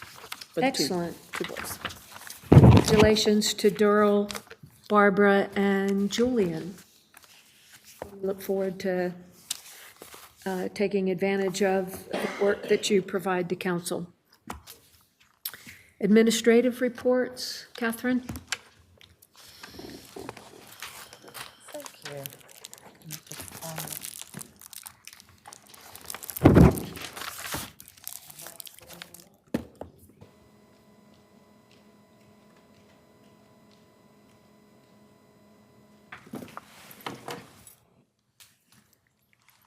First, like all of you, I too want to express my condolences and on behalf of this deeply saddened staff for any loss of our citizens, and just want to reiterate that safety is our highest priority and the well-being of everyone that lives, works, and plays here in Oak Island. And we're committed and will continue to make improvements in that regard. I do want to say that we have already had initial conversations with our partners at NCDOT, and they are committed to helping us with our safety efforts and options. They're offering to start immediately to set up devices to monitor Oak Island Drive for both speed and volumes. So it's a great first step. To that end, I also want to reflect on the crosswalk issue. As I usually do, keep council updated of major capital projects. And as you'll recall, in our strategic plan, section 6.3, we have a focus area of enhancing pedestrian and traffic safety. We'll continue to work on this initiative. Specifically, it calls for 6 additional crosswalks at Beach Drive and 2 more on Oak Island Drive after completing the one that's already in process currently at 51st Street. Again, it is a DOT road. It requires stoplights and sidewalks on both sides of the road. So that is what we've been working on. It is currently out to bid, and the bid opening is in 2 days. So that is moving forward. The ones on Beach Drive also are moving forward. We have 6 additional ones scheduled to be put over Beach Drive. Those locations, the materials have been spec'd, ordered, and received, and installation will start very soon. I think one is even going to be starting tomorrow, and the others are coming as soon as we get final DOT approval. But again, those will be in place by the end of the fall. And 3, of course, have already been in place. And we have set up a separate place on the website for tracking and monitoring these additional pedestrian safety efforts for the town, and it's right there, oakislandnc.gov pedestrian. The remainder of the slides is just, it's the beginning of the new fiscal year, starting in July, and last month you got your financial fiscal update for the end of the fiscal year. And now I want to highlight just some of the projects and initiatives and the hard work that this staff has done over the last year. Some of our strategic initiatives, as you know, we finished the first townwide strategic plan. We're working on goals and performance measures tied to budgets for each of the departments. The land use plan, a streetscapes plan, bike pedestrian plan are all in process. We've developed a land plan, and an economic development strategic plan has been initiated. Of course, we completed the code enforcement assessment and a parking assessment. Quite a bit for the last year. Some financial highlights of the past year: we increased the town's credit rating. We've saved over $150,000 a year refinancing the debt. We increased our interest earnings over $1 million.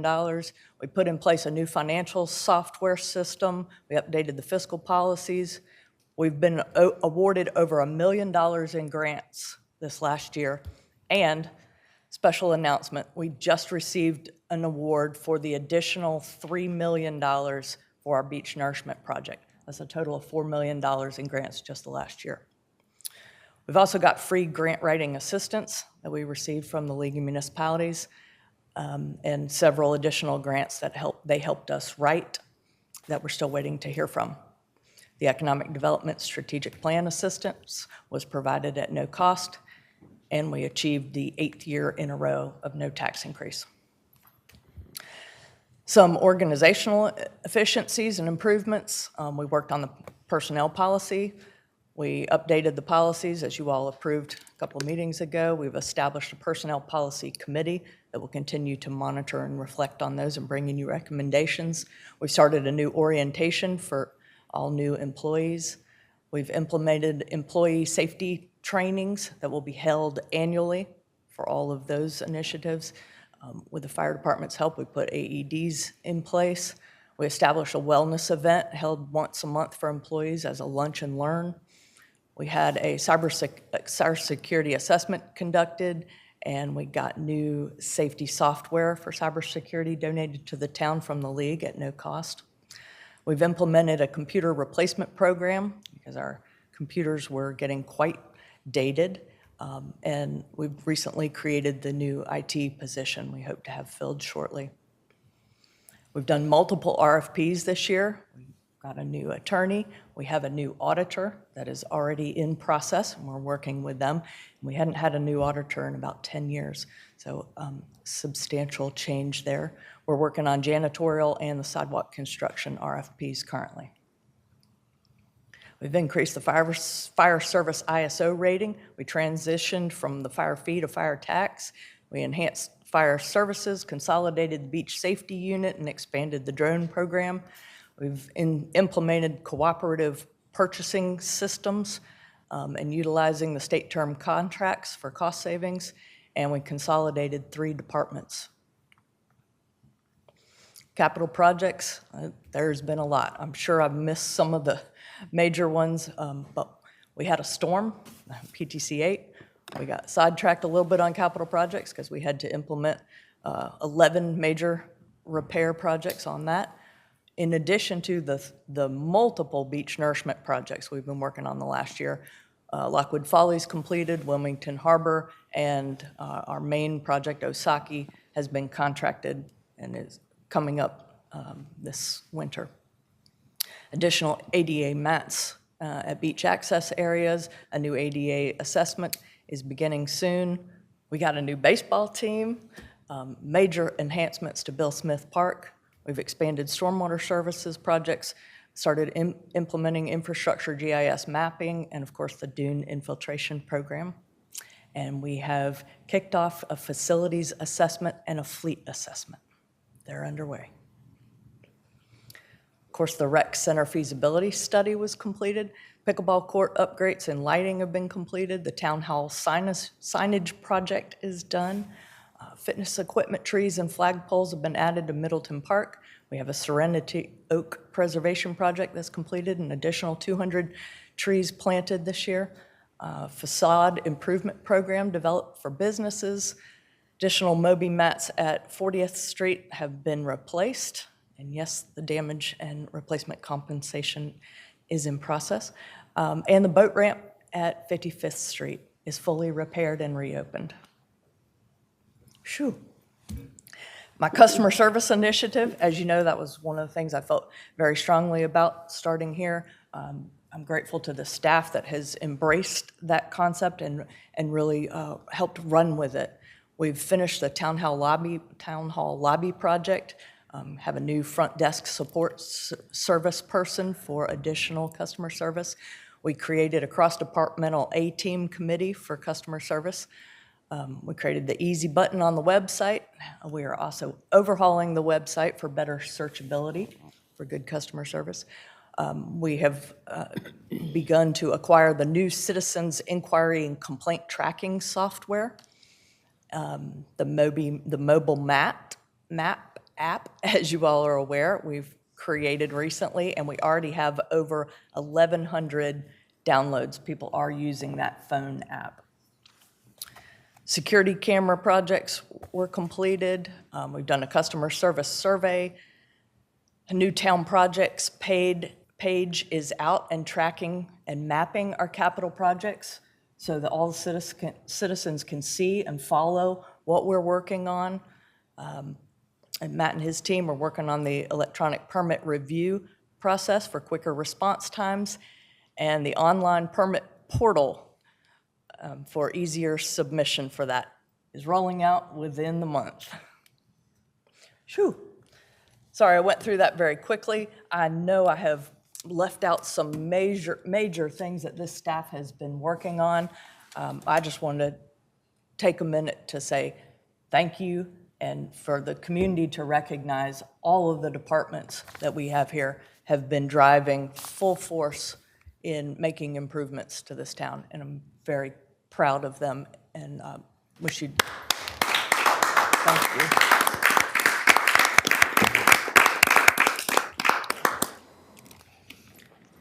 Congratulations. Thank you. That's quite a The list. staff cares about this town. Yes, they do. I see it every day. And I'm going to pause there for our department highlight of my presentation is from Taylor to give you update on all the code enforcement initiatives they're working on.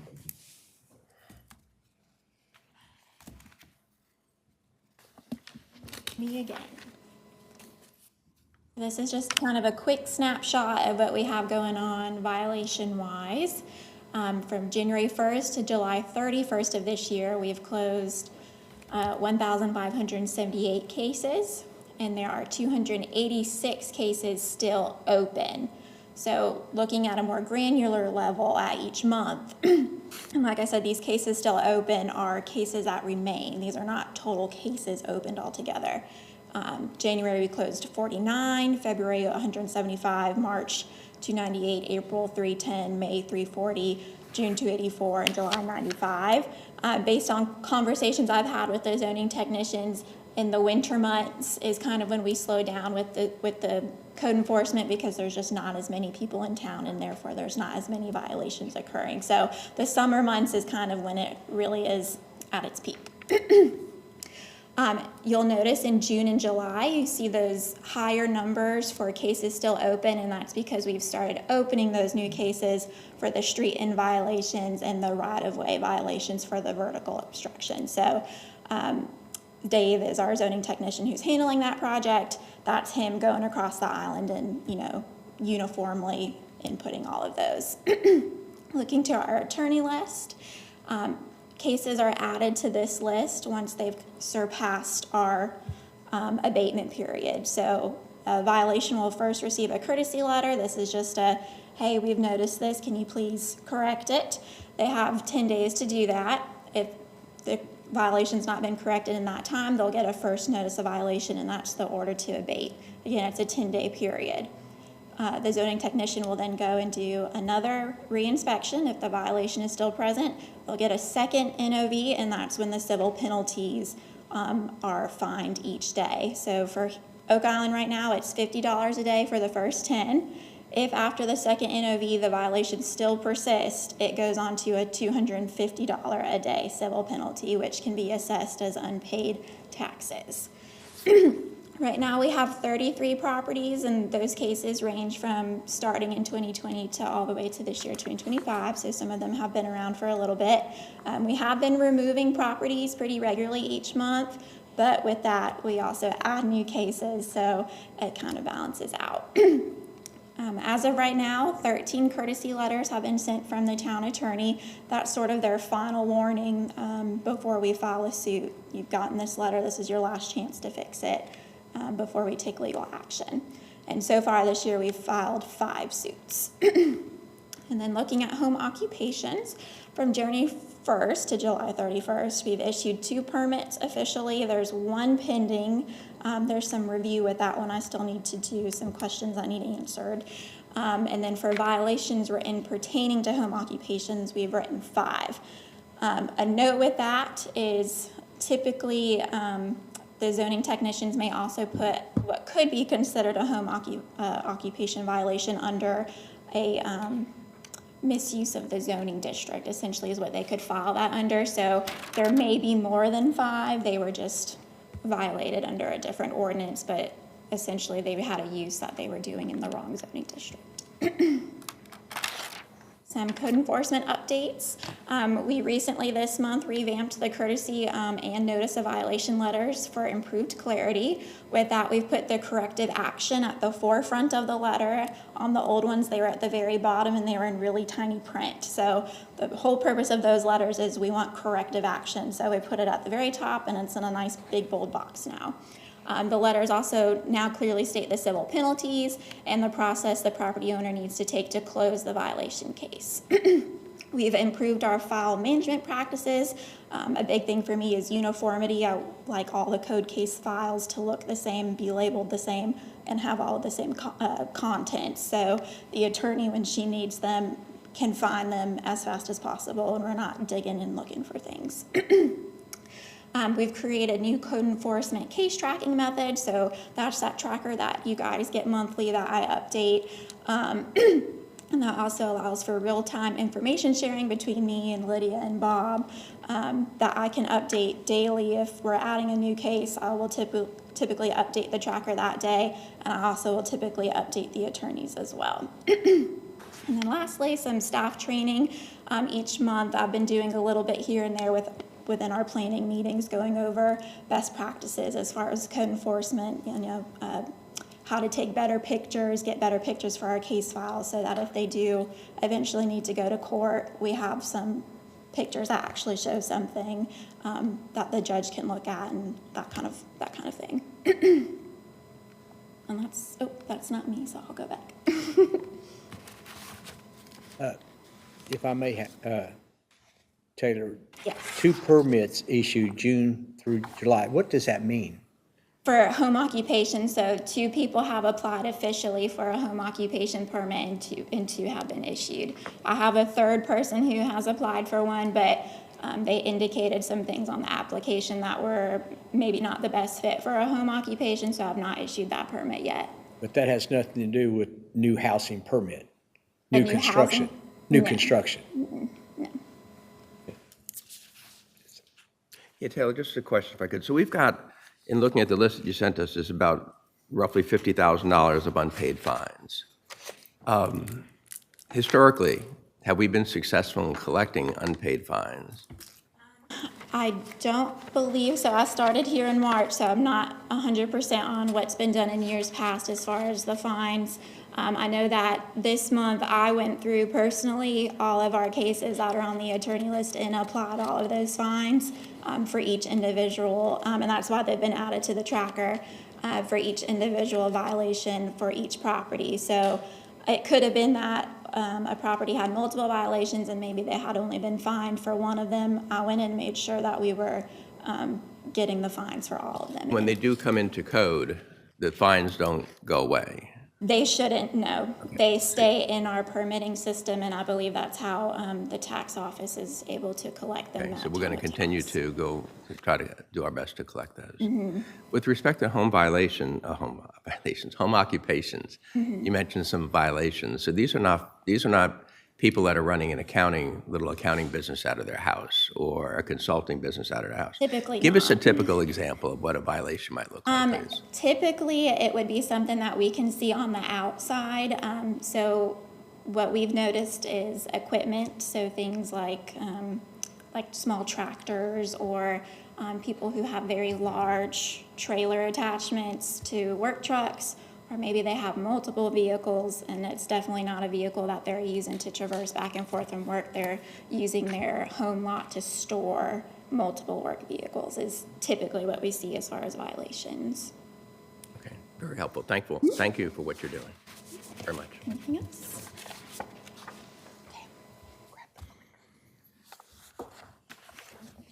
Thank you both. Moving to old business, consideration of next steps for the Commercial Code Repair Initiative. Who's taking this?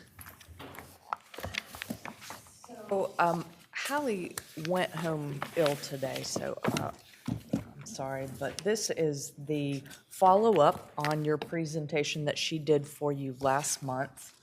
And it is simply putting the list back before you tonight and asking for council's direction to staff of which items we should move forward with, a motion to refer those to the planning board that you would like to move forward with, and any other guidance to council, from council to staff on this initiative.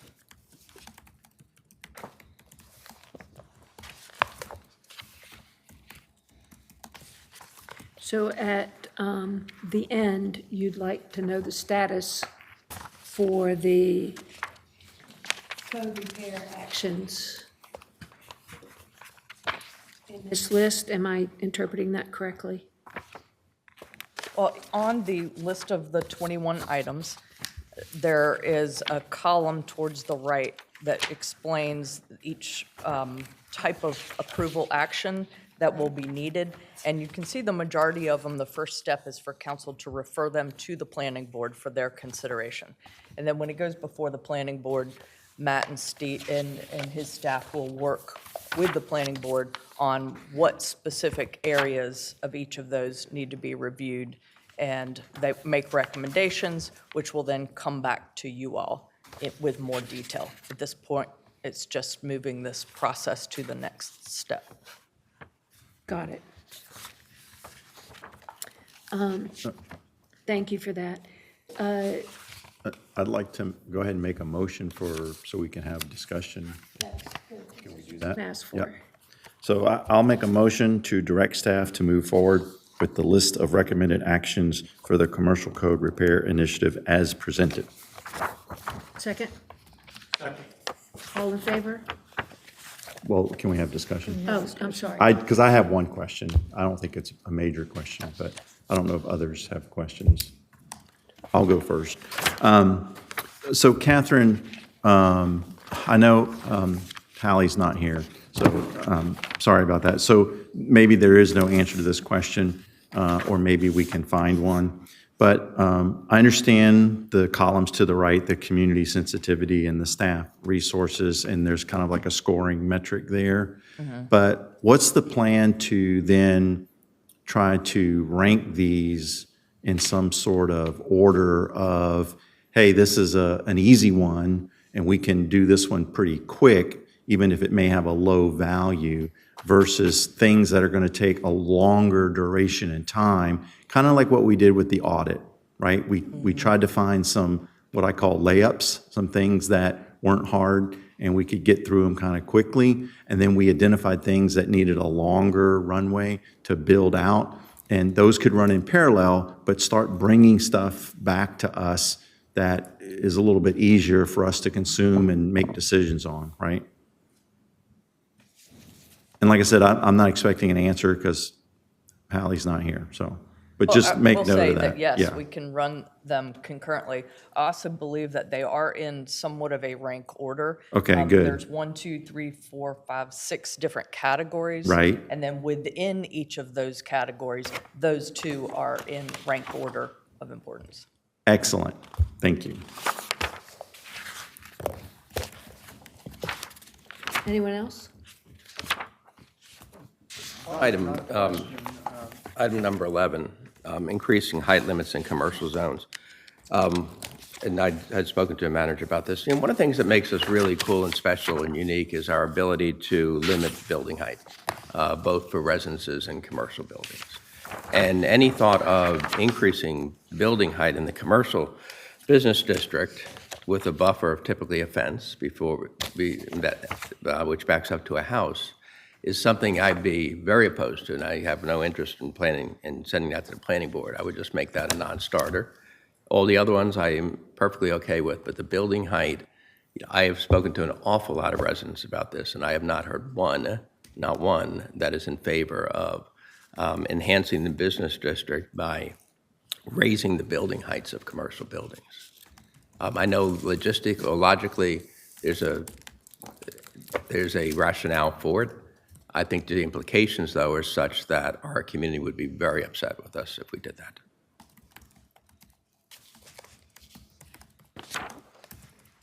That's it. John, I'm sorry. I have several comments. I don't have any questions per se. For the last decade, we've talked about the business district. This is an ongoing conversation, wanders and leads nowhere. So it started out as aesthetics, and then it was, gee whiz, we don't have ratables that we need to sustain the tax base. What are we going to do about it? Now we finally have a proposal. So to me, looked at comprehensively, this is the transformational approach to it. Because if you don't have enough retail space, parking space, and a walkable downtown, none of it is going to work. It's that simple. And yes, I think, as my colleague points out, it will be complicated and it will require some careful thought, may even require proposals beyond the planning board, beyond council. But looking at the numbers that have been laid out by the manager, and looking at all of the studies that we've had for years now, we know that once we get to build out, we're going to go net negative. If we don't have a commercial tax base, it's irrefutable. Every study shows that. Every plan comes back and says that. And still we sit here. So what I hear management asking for is the ability to go ahead and develop concretely some of these plans. There are no numbers here, right? So the devil's in the details. Will we have to go up to get 25, 30, 3,200 square feet and attract the kind of ratables we want? Yeah, absolutely. How do we do that? Can we do that? All that's in the future. But to me, although I understand your concern, Councilman Chulo, I think it's all of a piece, right? The 21 things are related, right? Changing parking, changing setbacks, altering the vegetative ordinance, and allowing that area to grow in a new way. Without that, I see no possibility that we're going to expand our tax base. I don't profess to know where those details are. I think that's for management to develop and bring them back here. And then we can say, no, I can't abide that, that's too much, or, boy, that's an interesting idea, that's innovative, right? Because the longer we sit here and do nothing, and we say, oh, you know, it's quaint, it's kind of what it's always been.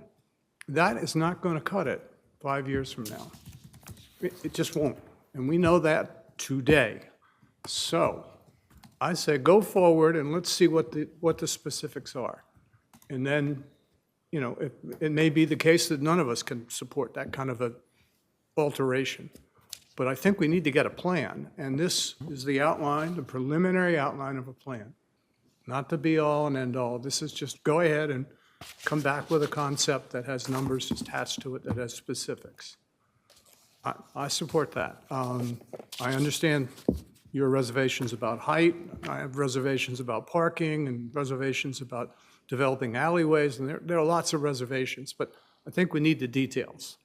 And then we have details, we can think analytically about it. So I say we need to go forward. This is the first attempt to really get beyond, oh, what are we going to do? How can we improve downtown? This is a concrete idea. Whether it's a good one, whether it's a supportable one, I don't know, right? Until I see details, I don't know. I don't think anybody up here knows. And it may be management doesn't really know. So, but I'm for moving forward for the plan. That's. As am I. Yeah, my thoughts are, we're 95 to 97% built out, is what we're told constantly. We just saw a slide that said we've gone 8 years without increasing taxes. We're at the point now, fire trucks, we have budget meetings, and they tell us a fire truck costs $900,000. They tell us that to equip a police officer and hire a police officer, it costs us $100,000. We need fire trucks. We need police officers. So we have the quandary, do we go find some revenue somewhere, or do we raise taxes? I don't see a third option. And as Councilman Bach said, we're in the early stages. We'll have to do our due diligence, our homework, see where it all goes.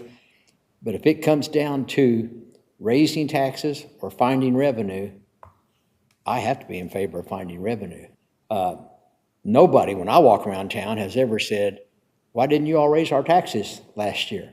And we all know I jokingly have said, I have enough money to last me till I die unless the government takes it away from me. Some people, though, are worrying about next month's grocery bill. They inherited their property from their mom or dad or their grandmother. And we're thinking about raising their taxes. If we can find revenue, wherever that revenue is, I think we ought to find it. That's my thought. So sometimes you have tough decisions, but you have to make them. Terry? I'm good. Move forward. Martin? You mean Mark? I mean, yeah, I'm good. I made the motion. So I know Councilmember Chulo made the comment that everybody he talks to, no one's in favor of changing the height in the commercial district. Well, everybody I talk to, everybody's in favor of doing something in the commercial district. So I think you're going to see a diversity in town, whoever you talk to. You can talk to people who are going to like ideas. You can talk to people who are going to be opposed to ideas. That's just our culture. That's the mix that you're going to find when you go out and meet people. We're never all going to agree 100% on any given topic if you go out and poll the community, right? And so to Councilman Bach's point, and I thank him for the support on this, we move forward. It's a plan. The devil's in the details. The details will come later, but let's give staff and council and advisory boards an opportunity to roll up their sleeves and get their hands on this, and let's see what the outcome is. So. I just want to agree with the comments about moving forward. It's a challenge, and I monitor the internet to see what the perspectives are on different issues and what people are thinking and saying. And so many times they're expressing sentiments where they're talking out of both sides of their mouth. So they don't want taxes, but they don't want to yield on making the changes that are necessary for the town to move forward. They want things to stay the same. Well, you can't continue to keep a hold on taxes and have things stay the same. If nothing else, you've got increased costs that we have to encounter, and we cut our budget very tight. So until we give permission to the staff to move forward and bring us back a proposal with a little more detail, we won't be able to make the big decisions that we need to make because they won't be data informed. And I think we need to approach this with an open mind. I think the public needs to keep an open mind. And we'll make as many accommodations along the way as we can. But we can't continue to talk out of both sides of our mouth. It's just not doable. It's not reasonable. So with that, I go back to council. Do you need the motion again? All in favor? 5-0. Thank you very much. Let me just say thank you to Hallie Willis, and she's not here, but her tremendous amount of true economic development work she's put into this. And it shows. Yeah. It's a real sense of ownership, Catherine, she has. She's really owned this, and that's very encouraging. Thank you. So we have one more item before closed session, and that's new business. Bob, do you want to introduce that? Yeah, if I could, I put together a written statement, just a little background. So it's, the thought would be, and I've just discussed it with everybody here, that to add to a blue ribbon summit on pedestrian traffic safety.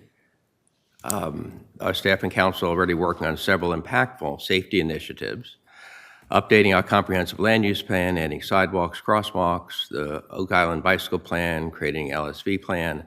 The efforts are all so important, but they need to be connected. That's why I'm calling for a Blue Ribbon Summit on pedestrian traffic safety, a small but diverse group that will bring together state, county, NCDOT, KFIR-RPO, staff, police, fire, council, and community boards to take a strategic, united approach to pedestrian traffic safety. I ask our town manager to take the lead on deciding who the stakeholders are and who will drive the process. Once our new assistant town manager joins us, this may be an important project for them to own and to co-lead. Our mayor and town manager will, of course, be ex officio members of the summit. NCDOT is a vital participant here. We all know they work at a very methodical pace. And with the recent traffic deaths we have here in Oak Island, we pray that they're able to move just a little bit more quickly on these areas which they're responsible for. I asked for an initial report to be presented to council at the November town council meeting on November 12th. Every life lost is one too many. Together we can and we must make Oak Island safer for all who live here and visit.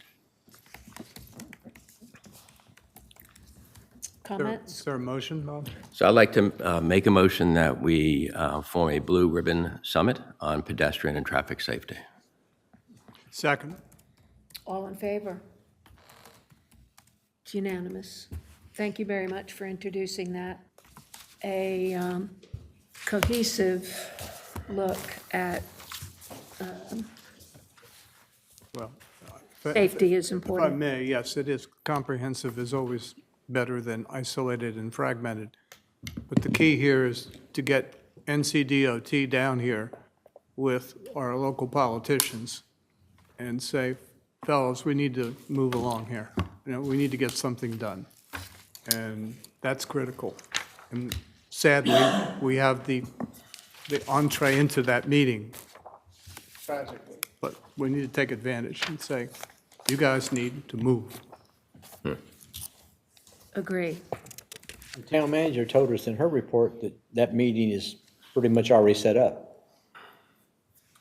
I said they have already initiated the putting devices on the road to begin starting the data collection for speed and volumes of traffic on the road. That's the first step. And I feel very confident they're willing to be good partners and meet with us and look at solutions. So council, may I have a motion to go to closed session? Lisa, I think you've got that mapped out. Yes, it would be to consult with the town attorney, discuss litigation, and also to discuss terms for potential land acquisition. And these would be pursuant to NCGS 143-318.11A, 3, and 5. We have a 5-minute break before we go to exec session. Sure, let's vote on this, and you can have your break between segments, if that's okay. I'll make that motion. Second. All in favor? It's unanimous. It's 8:26. Is 8:30 enough? 8:31? Go to the men's room. Yeah, absolutely.